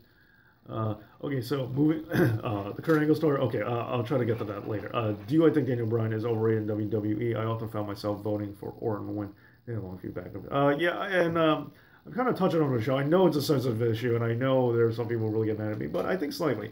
And the only reason I think he's overrated is because, and I'm not saying he's bad, he's definitely a very good wrestler. He's without a doubt a very good wrestler, but he's never been very charismatic on the microphone to me. And that's a sidestep because that has nothing to do with wrestling. Agreed. But the other reason why I've never really held on to Daniel Bryan too much is his arsenal is very complex, but it's very specific for very grappling stuff. Like, I like diversity. I like a guy with a wide arsenal of moves, of wrestling moves.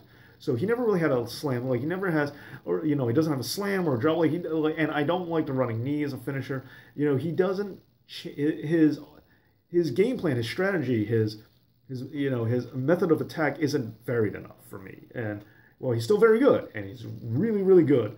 It keeps me from saying he deserves, like, as much praise as he gets. It keeps me from saying he deserves all of it just because of that. So I think he's slightly overrated. Yeah. High Prestige Gamer, do you think John Cena's days are numbered at the WWE? Who do you think? Brock should drop the title too. Okay, John Cena's days, yeah, I mean, I guess everybody's technically our number, but he's been, the writing's been on the walls. He's kind of he's kind of been stepping back. No matter what promo he cuts, he's been kind of stepping back. So yeah, I'm not remotely surprised. Plus, he's getting up there in age. Who I think Brock should drop the strap to, Cesaro. Cesaro. Will that happen? Probably not, but that's who I think. That's who I want it to be, Cesaro. Uh, Cesaro. I'm just being so blindly optimistic. You can answer this after the predictions, but since you're a comic book fan, have you checked out WWE comics that they're putting out? Man, WWE has a ton of comics. Like they've done comic books before, and I know they're not good, but I kind of find them entertaining. So yeah, it's like kind of a guilty pleasure of mine. So yeah, oh man, there you go. Okay, I'm glad you brought that up. Now the predictions are over. Okay, Jacob, I think house shows are great since the wrestlers are more relaxed and you can see what the wrestlers have fun. Oh yeah, it's great that you can see them enjoying stuff and have fun. Yeah, and it is a much better environment. I agree. I agree to that for sure. Something I brought up in my recent house show video. If Brock left due to the contract ending next year, where do you think that will leave Paul Heyman if Brock doesn't resign? It does. I think you mean if Brock does resign.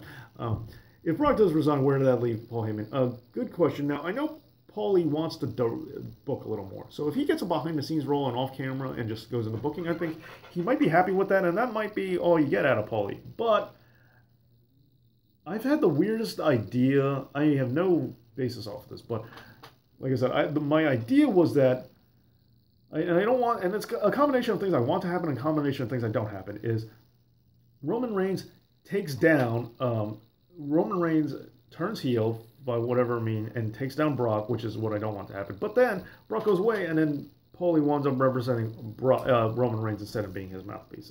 I kind of had this weird inkling that might happen, based off of nothing, just pure speculation and imagination. Okay. Okay. Also, do you think the Kurt Angle story is? Okay. All right. Here's the thing. Okay. I said I was gonna get back to this, so let me know. Opinions on Holy Foley. Okay, real quick, I acknowledge that Noelle Foley, I think, is absolutely gorgeous, but I never watched the show. I'm not sure. I watched a little bit of the show. I think it's fine. I think it's fine for what it is. It's not my cup of tea. I'm not a reality show kind of guy, but as much of a Noelle Foley fan as I am, I really didn't even watch the show. All right, so let's get back to the story, because there was a couple things we said we were going to get back to. So one of them was Kurt Angle storyline. Okay, so here's the thing with the Kurt Angle storyline.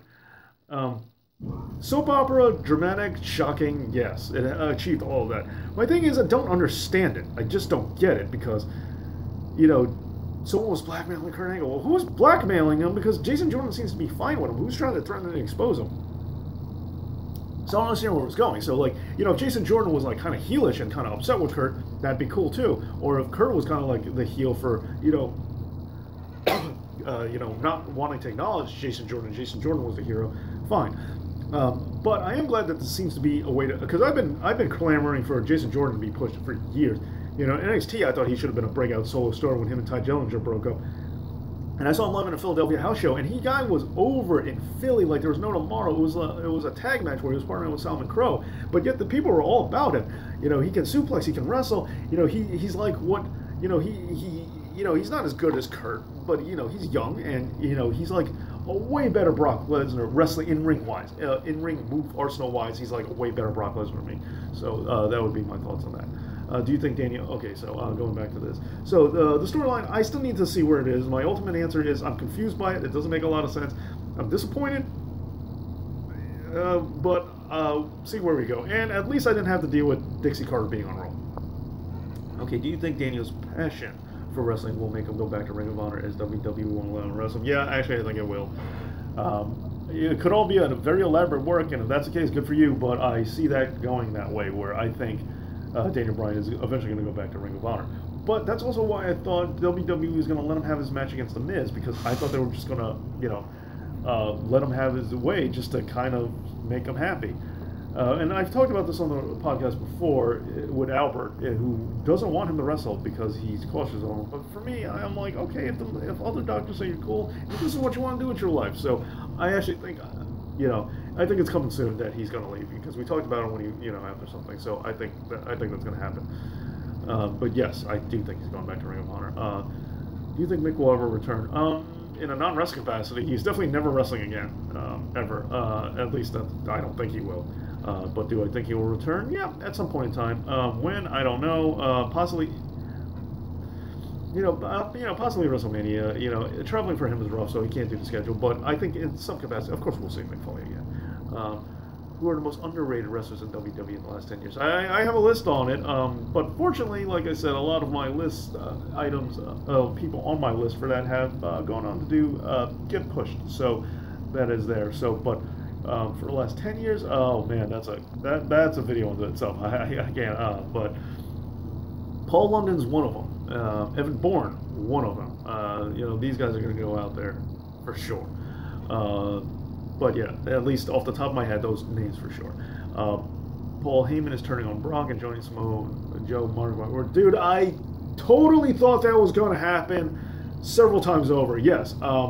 Yeah, that's not a bad one either. He could definitely leave for Joe. And the only reason I say Roman Reigns is because the Roman heel turn seems to be a thing that could happen, and Roman desperately needs someone to talk to him.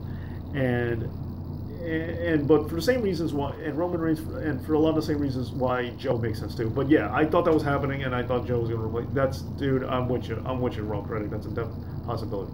Okay, what's your opinion of TNA's El Patron being stripped of his title at Page? Look, the thing is, there was a brief period of time where I liked Alberto Del Rio, but I'm really not a fan. And look, personal lives and relationships are complicated, and if I'm not there, I don't know the whole story. But at the same hand, a lot of toxic things or bad things or the story between them as a couple, things have not been looking good. There's been a lot of controversy. Like they're one of those like Bobby and Whitney couples for wrestling. It seems that this has been a rough patch. So I think them being together hasn't done the best for both of them. So it's enough to tell me. And people say you can't fight your feelings. Well, I care and all that stuff like that. As far as I'm concerned, people tell you to control your temper all the time. So if you can control your hate, you can control your love. That's how I feel. Do things right. Their relationship's toxic. And if Paige's brothers are against this, and if they know something about domestic violence, then that's bad. So as far as I'm concerned, Del Rio doesn't seem, from what I can tell. Okay, I'll say it that I don't know the facts. I don't know for sure what definitely happened, but it just seems like it's a bad. He just doesn't seem like the most upstanding dude, and if that's the case, and I kind of thought they never should have put the belt on him in the first place. So that's where he's not a big money draw. He's never been a great main event talent. He's not even a main event talent as far as I'm concerned. He benefited for just the right place, right time, and the right people thinking he was necessary. I thought they were wrong, and he's proven time and time again that he's not a money draw. He's not he's not a bad wrestler, but it's in ring, but it's just. He never should have had the belt, so the fact that they stripped him of him, yeah, no problem with that whatsoever. Something a bit irrelevant, but where did the notion that the Horsemen were good guys come from? Oh, it's just a joke. The Monday Night Wrong are just gags. Like, they're just funny skits to me. Like, just, it's supposed to be like, if your friends are anything like mine, you have a lot of crazy creative people around, and you just start, kind of like what we're doing. You just spew off crazy ideas, and so, like, I just push it to the nth level. Like, the same thing with the who's the best face heel of all time episode. Like I don't really think that. It's just it's just funny goof. So where did that come from? It just came from the idea like who's the best bad guy faction of all time? It's the Horsemen for me. And then so I said, well, what's the complete opposite? Oh, they're good guys. So I just said, okay, now how can I possibly justify this? And that's all it was. And plus, my friend, my other best friend, Sean, a huge Sting fan, so. It was like taking pot shots at some things for Sting. Like, I love Sting. It was just a way to. So watching that episode, it was funny. So, like, that's where the idea comes from. Just a funny sketch, or something. A show I think would be funny that I would like to watch. Will Paige be released? Will Shelton ever come back? And will Roman continue getting booked in main events at WrestleMania? Roman's definitely going to continue getting booked in WrestleMania. That's just the thing that's going to happen. Will Paige be released? Well, here's the thing. For those of you who don't know, she's been suspended twice for wellness policy violations. A third suspension, not for domestic violence, is WWE's, would be WWE's policy because she is currently being investigated for domestic violence charge. Now, typically this has always been reflective of men, like men being involved in domestic as the accused for domestic violence. They are suspended instantaneously while they're in an investigation, and then if they're found guilty, the typical maneuver is that they are released from the company. Now, Paige, if she is being charged with domestic violence, she would have to get suspended. Now, there's a 3 strikes and you're out policy for WWE. However, that's for wellness policy violations, not this one, not domestic violence. And the thing is, WWE right now is making a movie about her life, and WWE, it's going to be hard for them if she's released. They can suspend her all they want, and since it's not in the same wellness, they don't have to fire her. They don't have to worry about their own policy sneaking up on them. So I don't think she'll be released. I think they want to, but I don't think they will, just because of the movie. After the movie, different story. Then, you know, we can see a total different ball of wax. Roman Reigns, once again, will never stop getting. I feel like he's never going to stop getting booked in main events. Will Shelton ever come back? I hope so. I really do.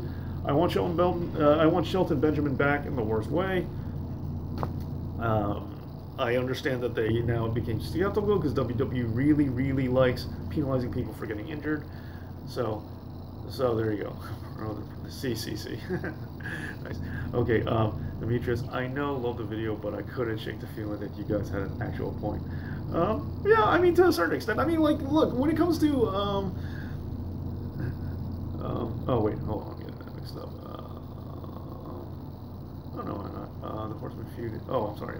I missed one. The Horseman feuded with Bischoff and WC. Was the main faces. Yeah. Oh, and that's the thing. And they feuded against the NWO. The Horsemen were technically faces at periods of time. When Sting joined, they were, you know, faces at the time. You know, the Horsemen going in and out. It just, as far as I'm concerned, the greatest heel faction of all time is the Horsemen. So the idea of spinning all the times they were heel as as faces, which is funny. It's just fan theory interpretations. It's like, you know, fan theories are really popular on the internet. And now I don't take stock to them, and they some of them aggravate me. But fan theories are fairly easy to do. You just come up with ideas at some points, and you want to bring it up. Like, and you know, as time changes too, like things are different. Like when I brought up in that video, like slut shaming, like, no, that wasn't a thing in the '80s. Like, you know, you didn't get, like, and some people say it's not a thing now, like, you know, but now anti-slut shaming is a thing that people have talked about, and as social conveniences have changed and social concepts have changed. So, you know, if you apply certain things in a certain lens, yeah, I mean, you know, there was a period of time where if you, like, you know, during World War II, if you were really racist towards certain countries, that's like, good for you, you're a good person for feeling that way. Now, if you said some of the things that have people said in World War II, people will look at you like, that is awful. So, you know, time is also a great help in, you know, reinterpreting who's good and who's bad at the time. So, I mean, it's cool that I had some points, but yeah, I mean, it's mostly thought of as a joke and stuff like that, and just reinterpreting things we know. It's the same thing with the Austin Monday Night Wrong thing. You know, you just look at it and just try to reinterpret the facts and see what kind of, you know, funny thing you can extrapolate from. So that's where the idea came from. But so I'm glad that you loved the video, and just give you a little more insight. Yeah, that's what it is. Whatever happened to Summer Rae? Hurt. Planning her comeback. Last I checked, she's finally off of injury and is just training and getting ready and trying to think of what to do with her to bring her back. Do you think Paige will come back after the leaked sex tape and El Patron situation? And do you think she is really being in control of El Patron? Listen, I really don't know. And domestic is such a terrible thing. Like, I don't want to, because honestly, I don't even want to think about the idea that she would be, because I'm a big Paige fan. And do I think she'll come back? Yeah, I think she wants to. You know, I think she truly loves wrestling. It's in her blood, and why would she not? Even after the leaked sex tape, I think she would want to come back. And, you know, and if I'm not mistaken, I think she said she wants to come back. The Patron situation, you know, I don't think that comes into play. I mean, because I think they're going to break up sooner or later. And, you know, she's young, and as she gets older, she might realize that this is not the relationship for her. And, you know, I'm not in the relationship, but that's my opinion, is that I think, you know, I think this is a better relationship for both, because their lives have gone in a weird, like, you know, it's not the world conspiring against you two. Just a lot of bad things have happened since you've been together. Like, you just have to start putting one-on-one, put one-on-one together at a certain point. And in terms of what do I think's happening, like I said, I don't want to think of that kind of stuff, but yeah, slut shaming Roman slut. Ronnie, you're a funny guy. 205. Will a 205 live match ever not be on pay-per-view pre-show? In theory, someday, I think, maybe. Hey, 13 Smart, welcome. Paige will probably coming back one day. Yeah, and I have to agree to that. Have you ever watched Princess Racist promo? Oh yeah. Oh man. I think I know what you're talking about. Yeah, I think I know what you're talking about, but I'm kind of fuzzy on it. So You know what? I'm just gonna say no because what I'm thinking in my head might not be what I think it is. So I'm just gonna say no. I don't think I have seen that. But hey, I'm always down for recommendations. So I'm gonna. So thank you for the recommendation. It's amazing. Okay, good. All right. I heard 205 Live is being closed and axed. Yeah. I'm surprised they're still. I'm surprised it's still on now. Like I kind of think this was gonna happen. I think it has great potential, but they're just not utilizing. Next, who stays? Well, Neville for sure is going to stay.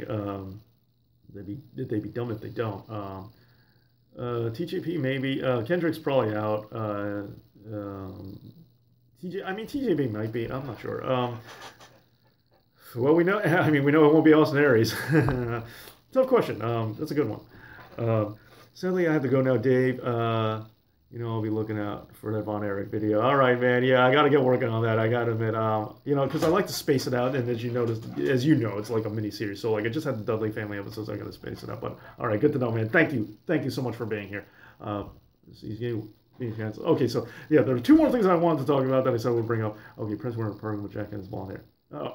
Oh, dude. Okay, yes, I do remember it. Yeah, I didn't see it live, but yeah, I had a friend show me that. If I'm now it's coming back to me. Yeah, and I remember cracking up at it. I don't remember specifics, but I do remember a friend.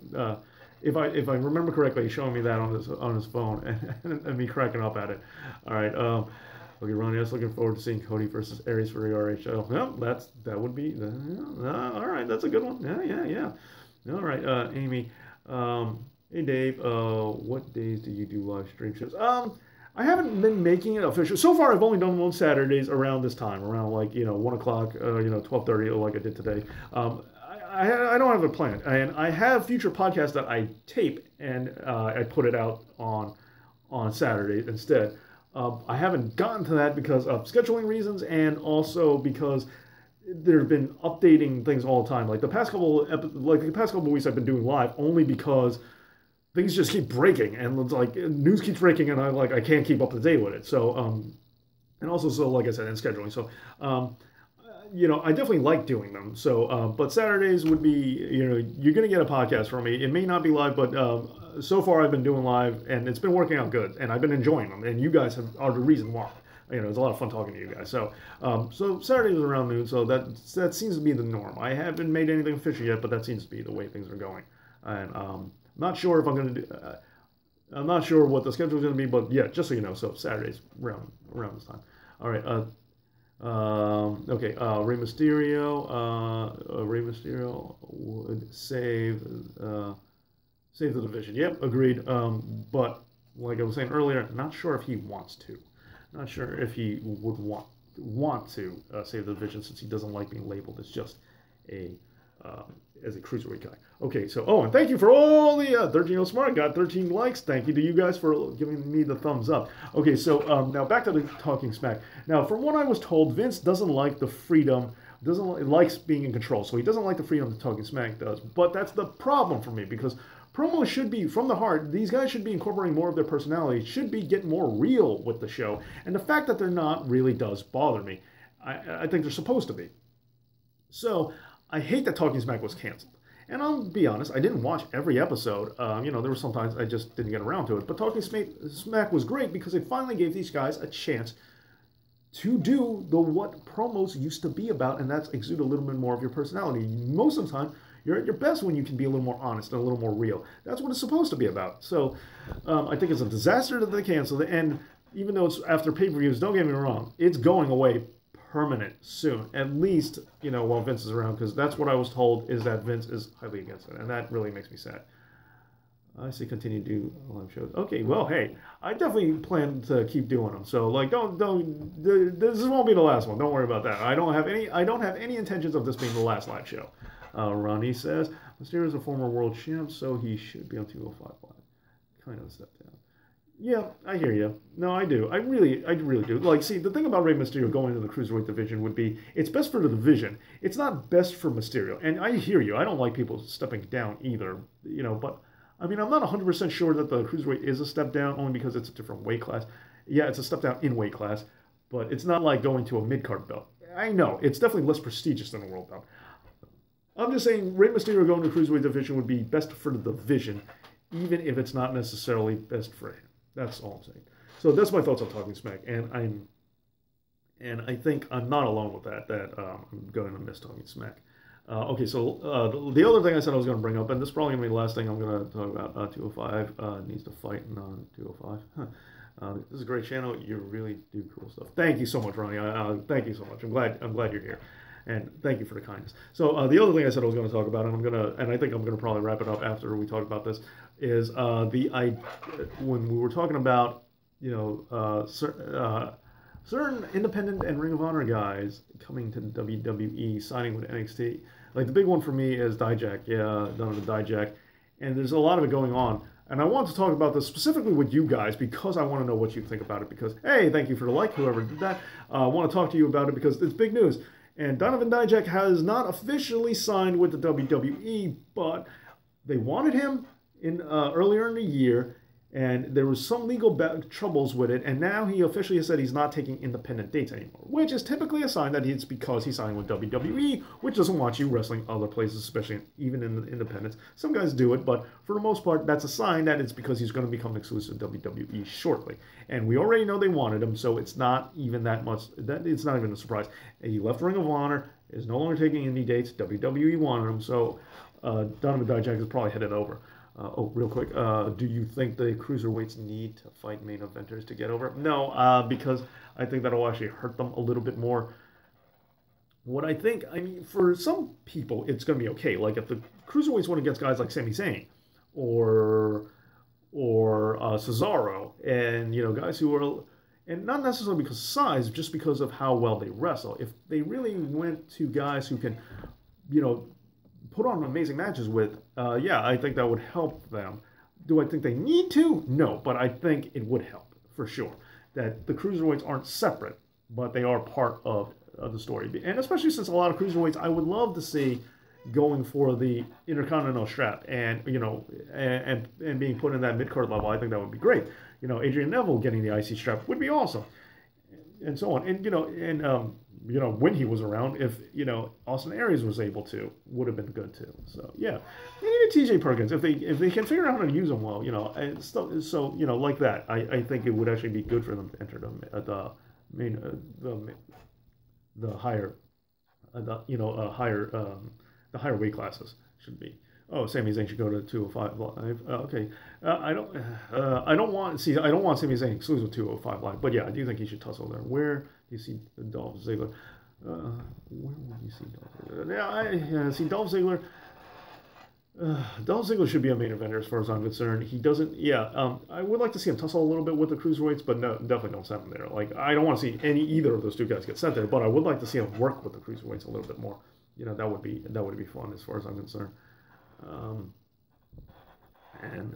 So I don't think it's necessary for him to get over, but I would definitely like to see it. Okay, so back to a lot of the signings. Now, the reason why I want to talk about this is because what do you guys think about the fact that the Indies, Ring of Honor are getting raided, and like that's what NXT was all about. Like WWE is definitely no problem doing mass exoduses and pillaging and raiding rosters. For NXT, they did it to Ring of Honor previously. It's seemingly like they're about to do it again. Adam Cole, Baby, and New Japan they did, with AJ Styles and the club. Things happen. Oh, Dolph and Lucha Underground in a mask, or Ring of Honor, maybe even GFW. Actually, Dolph and Lucha Underground's not bad, but I really do want him in WWE. I think he fits their style well. Being able to be charismatic, telling a story, mic work, and being able to wrestle well. Like, I think he hits all the check marks that WWE wants, except the fact that, yeah, he is a little small, but I just want them to treat him better. And I know he has a hard time having really, really big, like, being a money draw of a caliber level, because, Dean Ambrose and SummerSlam, first of all, they didn't build that match right, but also at the same hand, it was a lackluster match. Here was your shot, and both of them didn't really step up to the plate. It wasn't a big SummerSlam main event like it should have been for the WWE title like it should have been. So I don't know whose fault that is. I know that, yeah, fine. They didn't book it right from the. They didn't put it in. They didn't put enough prestige behind it. They kind of let Brock and Orton steal the show on that one. But still, at the same hand, they could have put on a clinic to really show you why these guys should be main eventing, and I don't think they did. And I like both of them. Just saying.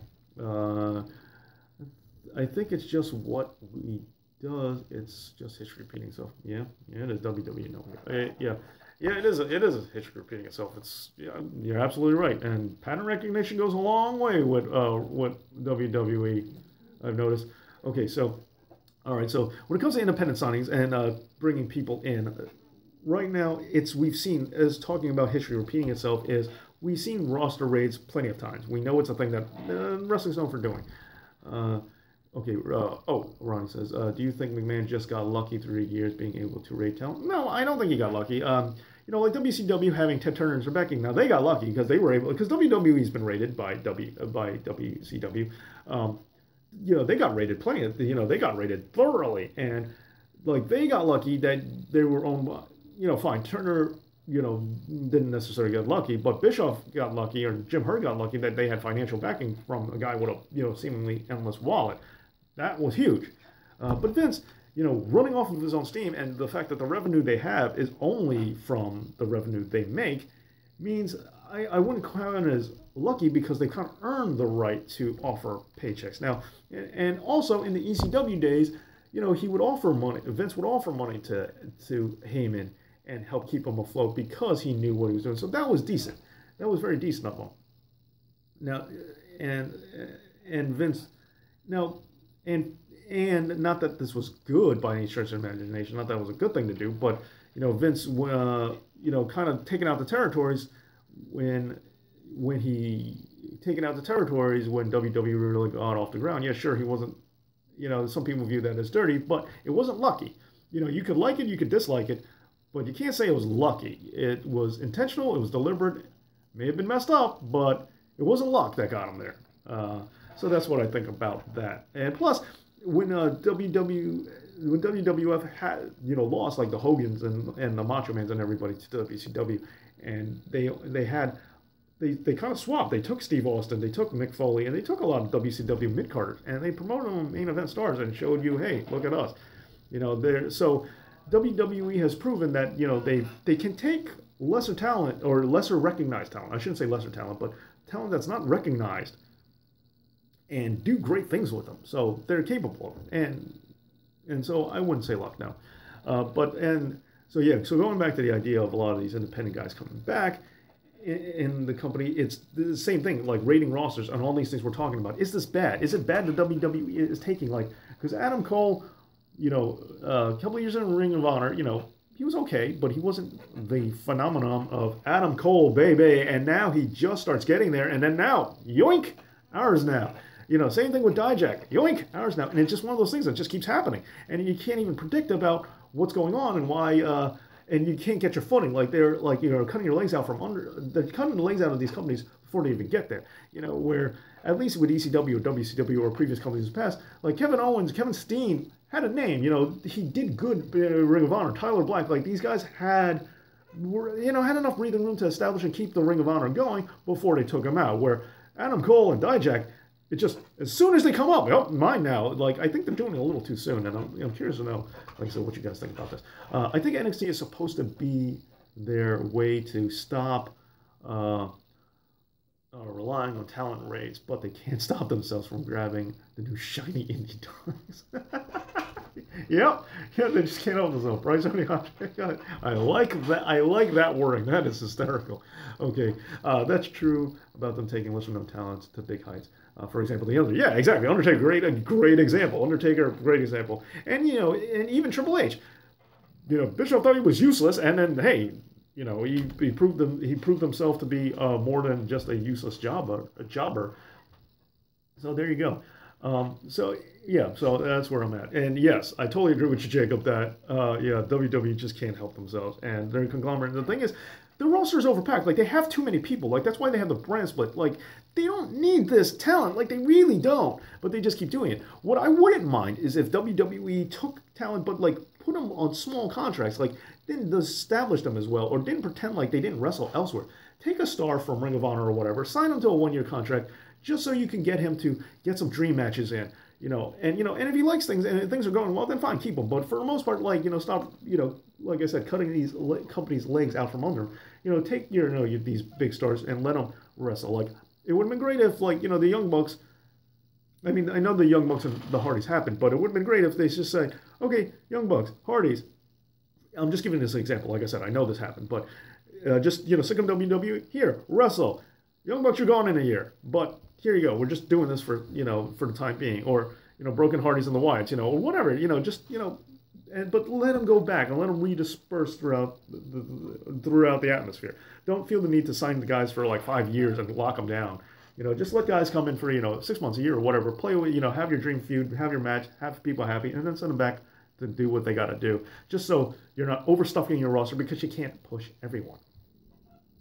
Do you think NJP could compete with against WWE? Yeah, I think they can because we forget about if you guys are from America, you guys know that it's kind of weird because America is American companies. WWE is a global company, so like it's not weird for us that a lot of countries know what WWE is. Like I was in Spain a couple of years ago and I watched WWE like in Spain and it wasn't like on a huge tape delay or anything. Like I was watching wrestling, and I was keeping current in in Europe, and so like for us, it's not kind of weird because we're just kind of used to American big, huge American companies just spreading globally. But when you think about a global wrestling company coming to America, that's very rare. So the fact that New Japan is capable of doing that just shows you how big New Japan really, really is. Now, maybe this is the cap. Maybe this is not going to go anywhere. But the fact that it's gone where it's gone so far just means that we're seeing unprecedented turns. So it's hard to recognize the pattern or see or say anything about where this is going because we've never had anything to compare it to. So I think New Japan really could be a contender. And if so, a foreign country being the one to be the competitor with WWE, that will also change the global scope of wrestling, especially with, European wrestlers who say, hey, Asia's a lot closer. For some of them, Asia might be a lot closer than, than America is, or, at least on the same side of the country, same side of the planet. What happens as a result will be totally different. And that kind of competitiveness is what I think will hopefully, or at least I'm hoping for, is going to bring about the new boom period. That's what I think. Or at least, like I said, that's what I'm hoping for. Who in NXT do you think is going to be the next big thing? Best thing? I've been saying Roderick Strong. Like, I knew Bobby Roode was going to take the belt off of Nakamura. Or at least that was my prediction. I think Roderick Strong is going to be the guy to take the NXT title off of Bobby Roode. I think that's going to happen.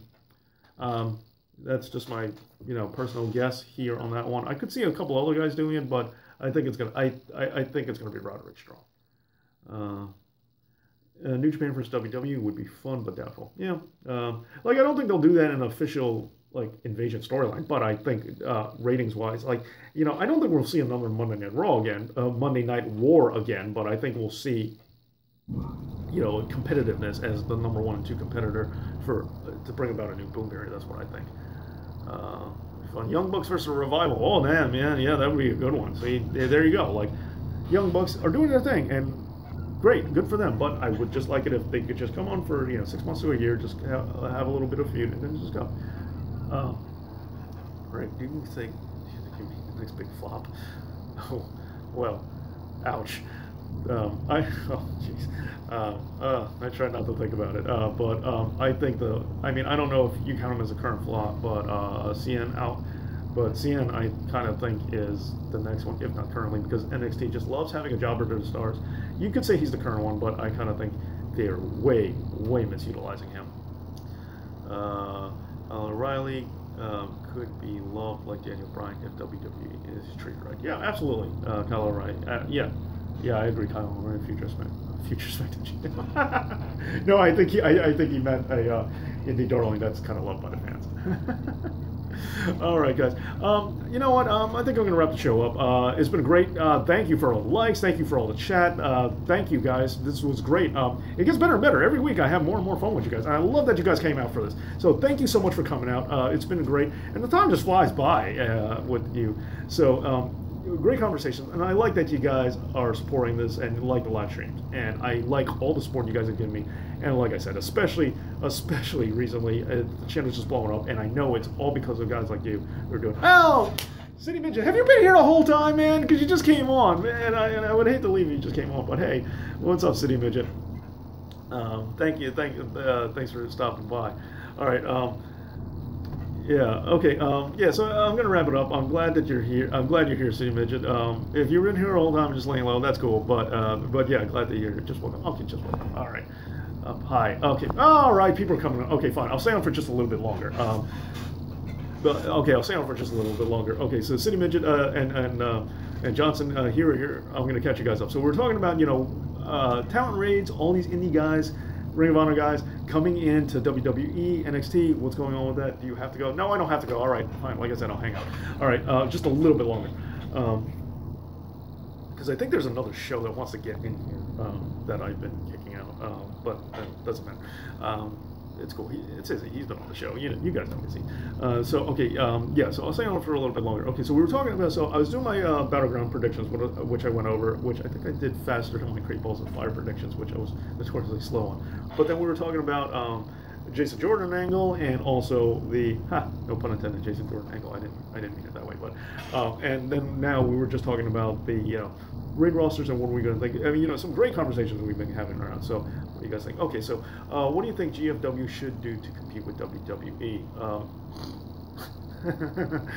I don't think they can. Not that I'm against it, but I really don't think they can. Like, they've had sloppy. WCW, like we said, got lucky. They've had a notoriously bad management for it all. It's my first time being here. Well, welcome. I'm glad that it is your first time, and I'm glad that you stopped by. And it's great. Always remember, and it's great that you're here. So awesome. Thank you for coming in, and I'm glad it's your first time, and welcome. So I really don't think there's anything you can do because like WCW was lucky because they had 10 Turners bankroll, but companies with bad management right from the start are in a really fixed position.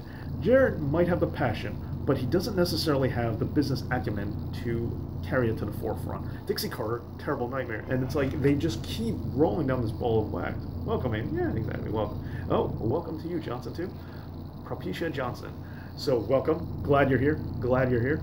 And, but yeah, so they don't have, so, I mean, the top thing I would say is they need to have better management. Figure out who is the right mind to have. It wasn't Billy Corgan. I like Billy Corgan, but not the right guy. They need to have a guy in charge that really understands business.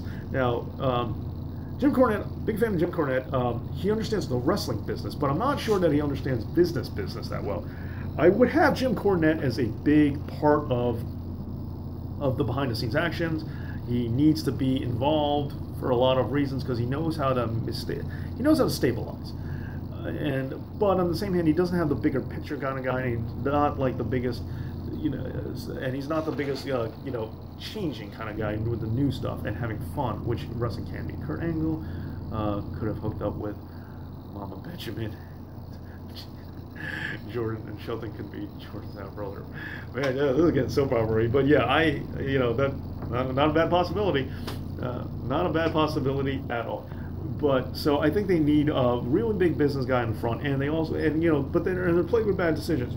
Patron, really booking Patron was a bad decision, and it seems to something they're regretting now because they haven't suspended because of their reasons. Like, yeah, hindsight's 2020. They didn't know what was going to happen, but still, it's like things like this that are kind of making it difficult for them. So they need management that really understands business as business, and they also need someone who understands the wrestling business.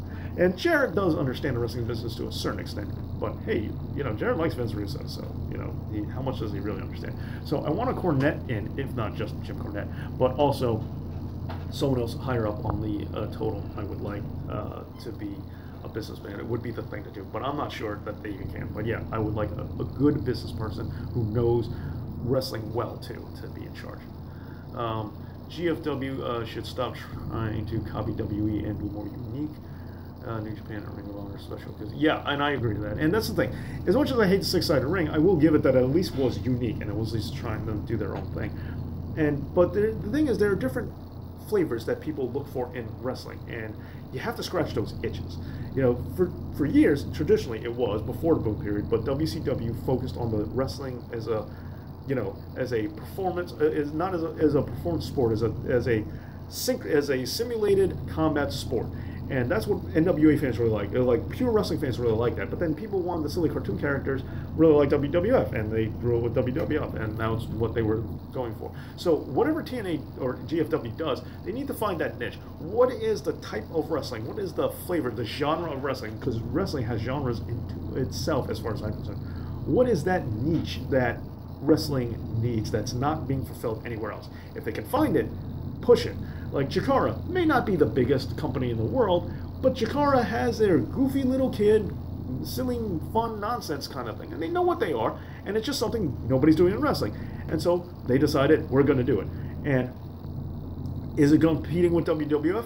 No, but could it someday? Maybe, if it was promoted more. But even if it's not, they found their niche and they're rocking to it. So if there is a niche that can hit the mainstream that's not being fulfilled in wrestling, if there's some way to copy that, then by all means go for it. And I think and Ring of Honor, Ring of Honor does it too a little bit, but I do think a more like a real Attitude Era kind of show, like a wrestling thing that's really hitting us, is something that is something we need to get. But that's what I think. But yeah, good. But yeah, I agree. So Jacob, good point. Is another good point. Brock leaving. Who could be the next big thing? Next big thing. Brock was an odd combination, dude. Like, he was big and powerful, and could wrestle well, had a lot of energy. Like, Brock is kind of a freak of nature. So a next Brock, I don't know if there is one. At least not in the foreseeable future. But the next big thing, the next big star, Finn Balor, you could say he's already there, but there's a chance that he could be that kind of, big sensation that gets a lot of wrestling fans happy and, over and goes mainstream.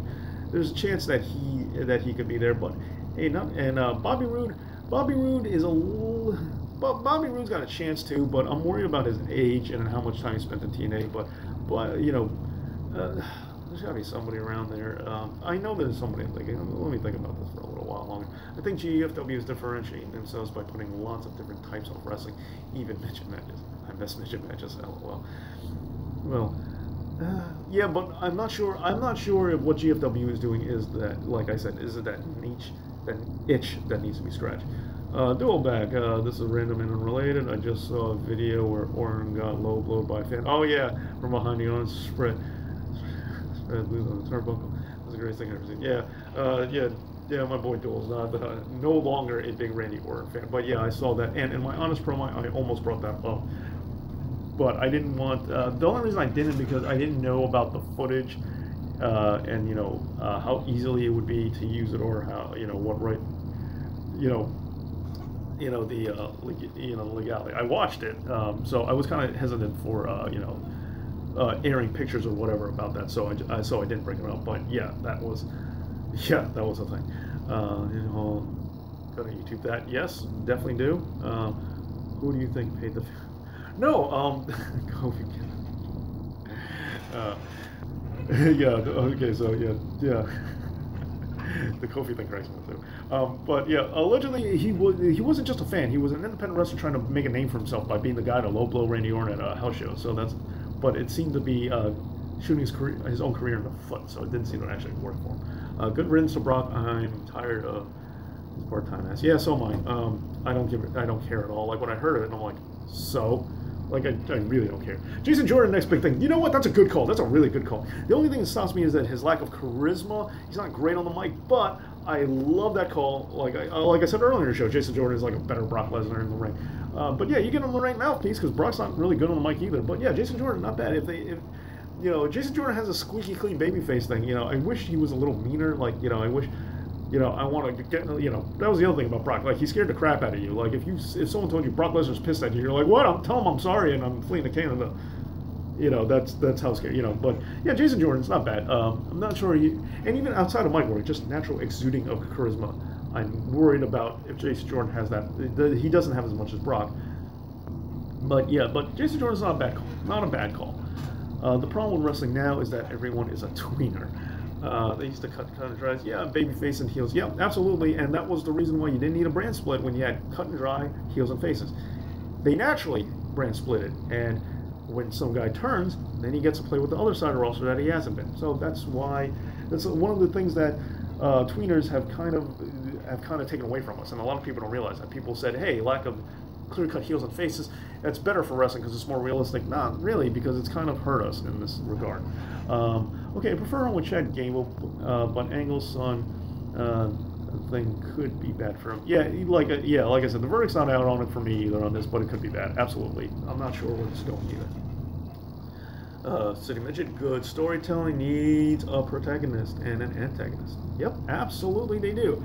Absolutely they do. Could not agree with you more. Very well put. Raw Critic, what do you think about heavy machinery? They're kind of like War Machine, but less athletic. I'll be fair. I'm not super familiar with heavy machinery. I know it should be. So you got me on that one, but less athletic. But less athletic than War Machine, that's bad, because I'm not knocking, I'm not, you know what, let me take that back. I don't think that's an unfair criticism, but I would have to see him before I weigh in, before I make an accurate assessment of it. Jason Jordan is young enough to grow into a top guy. Yeah, that's true. He's 20. He's definitely got the age on him, yeah. Where do you think Jordan's last name came from? His adopted parents from the storyline? I also want to know what Jason Jordan's actual parents feel about this. I mean, if he actually is adopted, then, and doesn't know who his father is, then maybe that's a thing. I don't know, but, I really don't know. But I'm just kind of curious that if he's not adopted, what do his birth parents think about that? He looks the part, not seeing him in singles yet, but watching him now. Like I said, I really like. Oh, and yeah, Duel was actually with me when I saw in that Philadelphia house NXT house show that I was talking about. He was actually with me, and yeah, Jason Jordan. He'll tell you, Jason Jordan. The crowd was eating him up, and if you can make it, and in wrestling, if you can make it in Philly, you can make it anywhere. I know it's kind of weird that I'm saying that when I'm originally from New York, but yeah. But Philadelphia, very harsh wrestling community, and if they like you, that says a lot. Okay, will they ever reveal Jordan's mom on TV?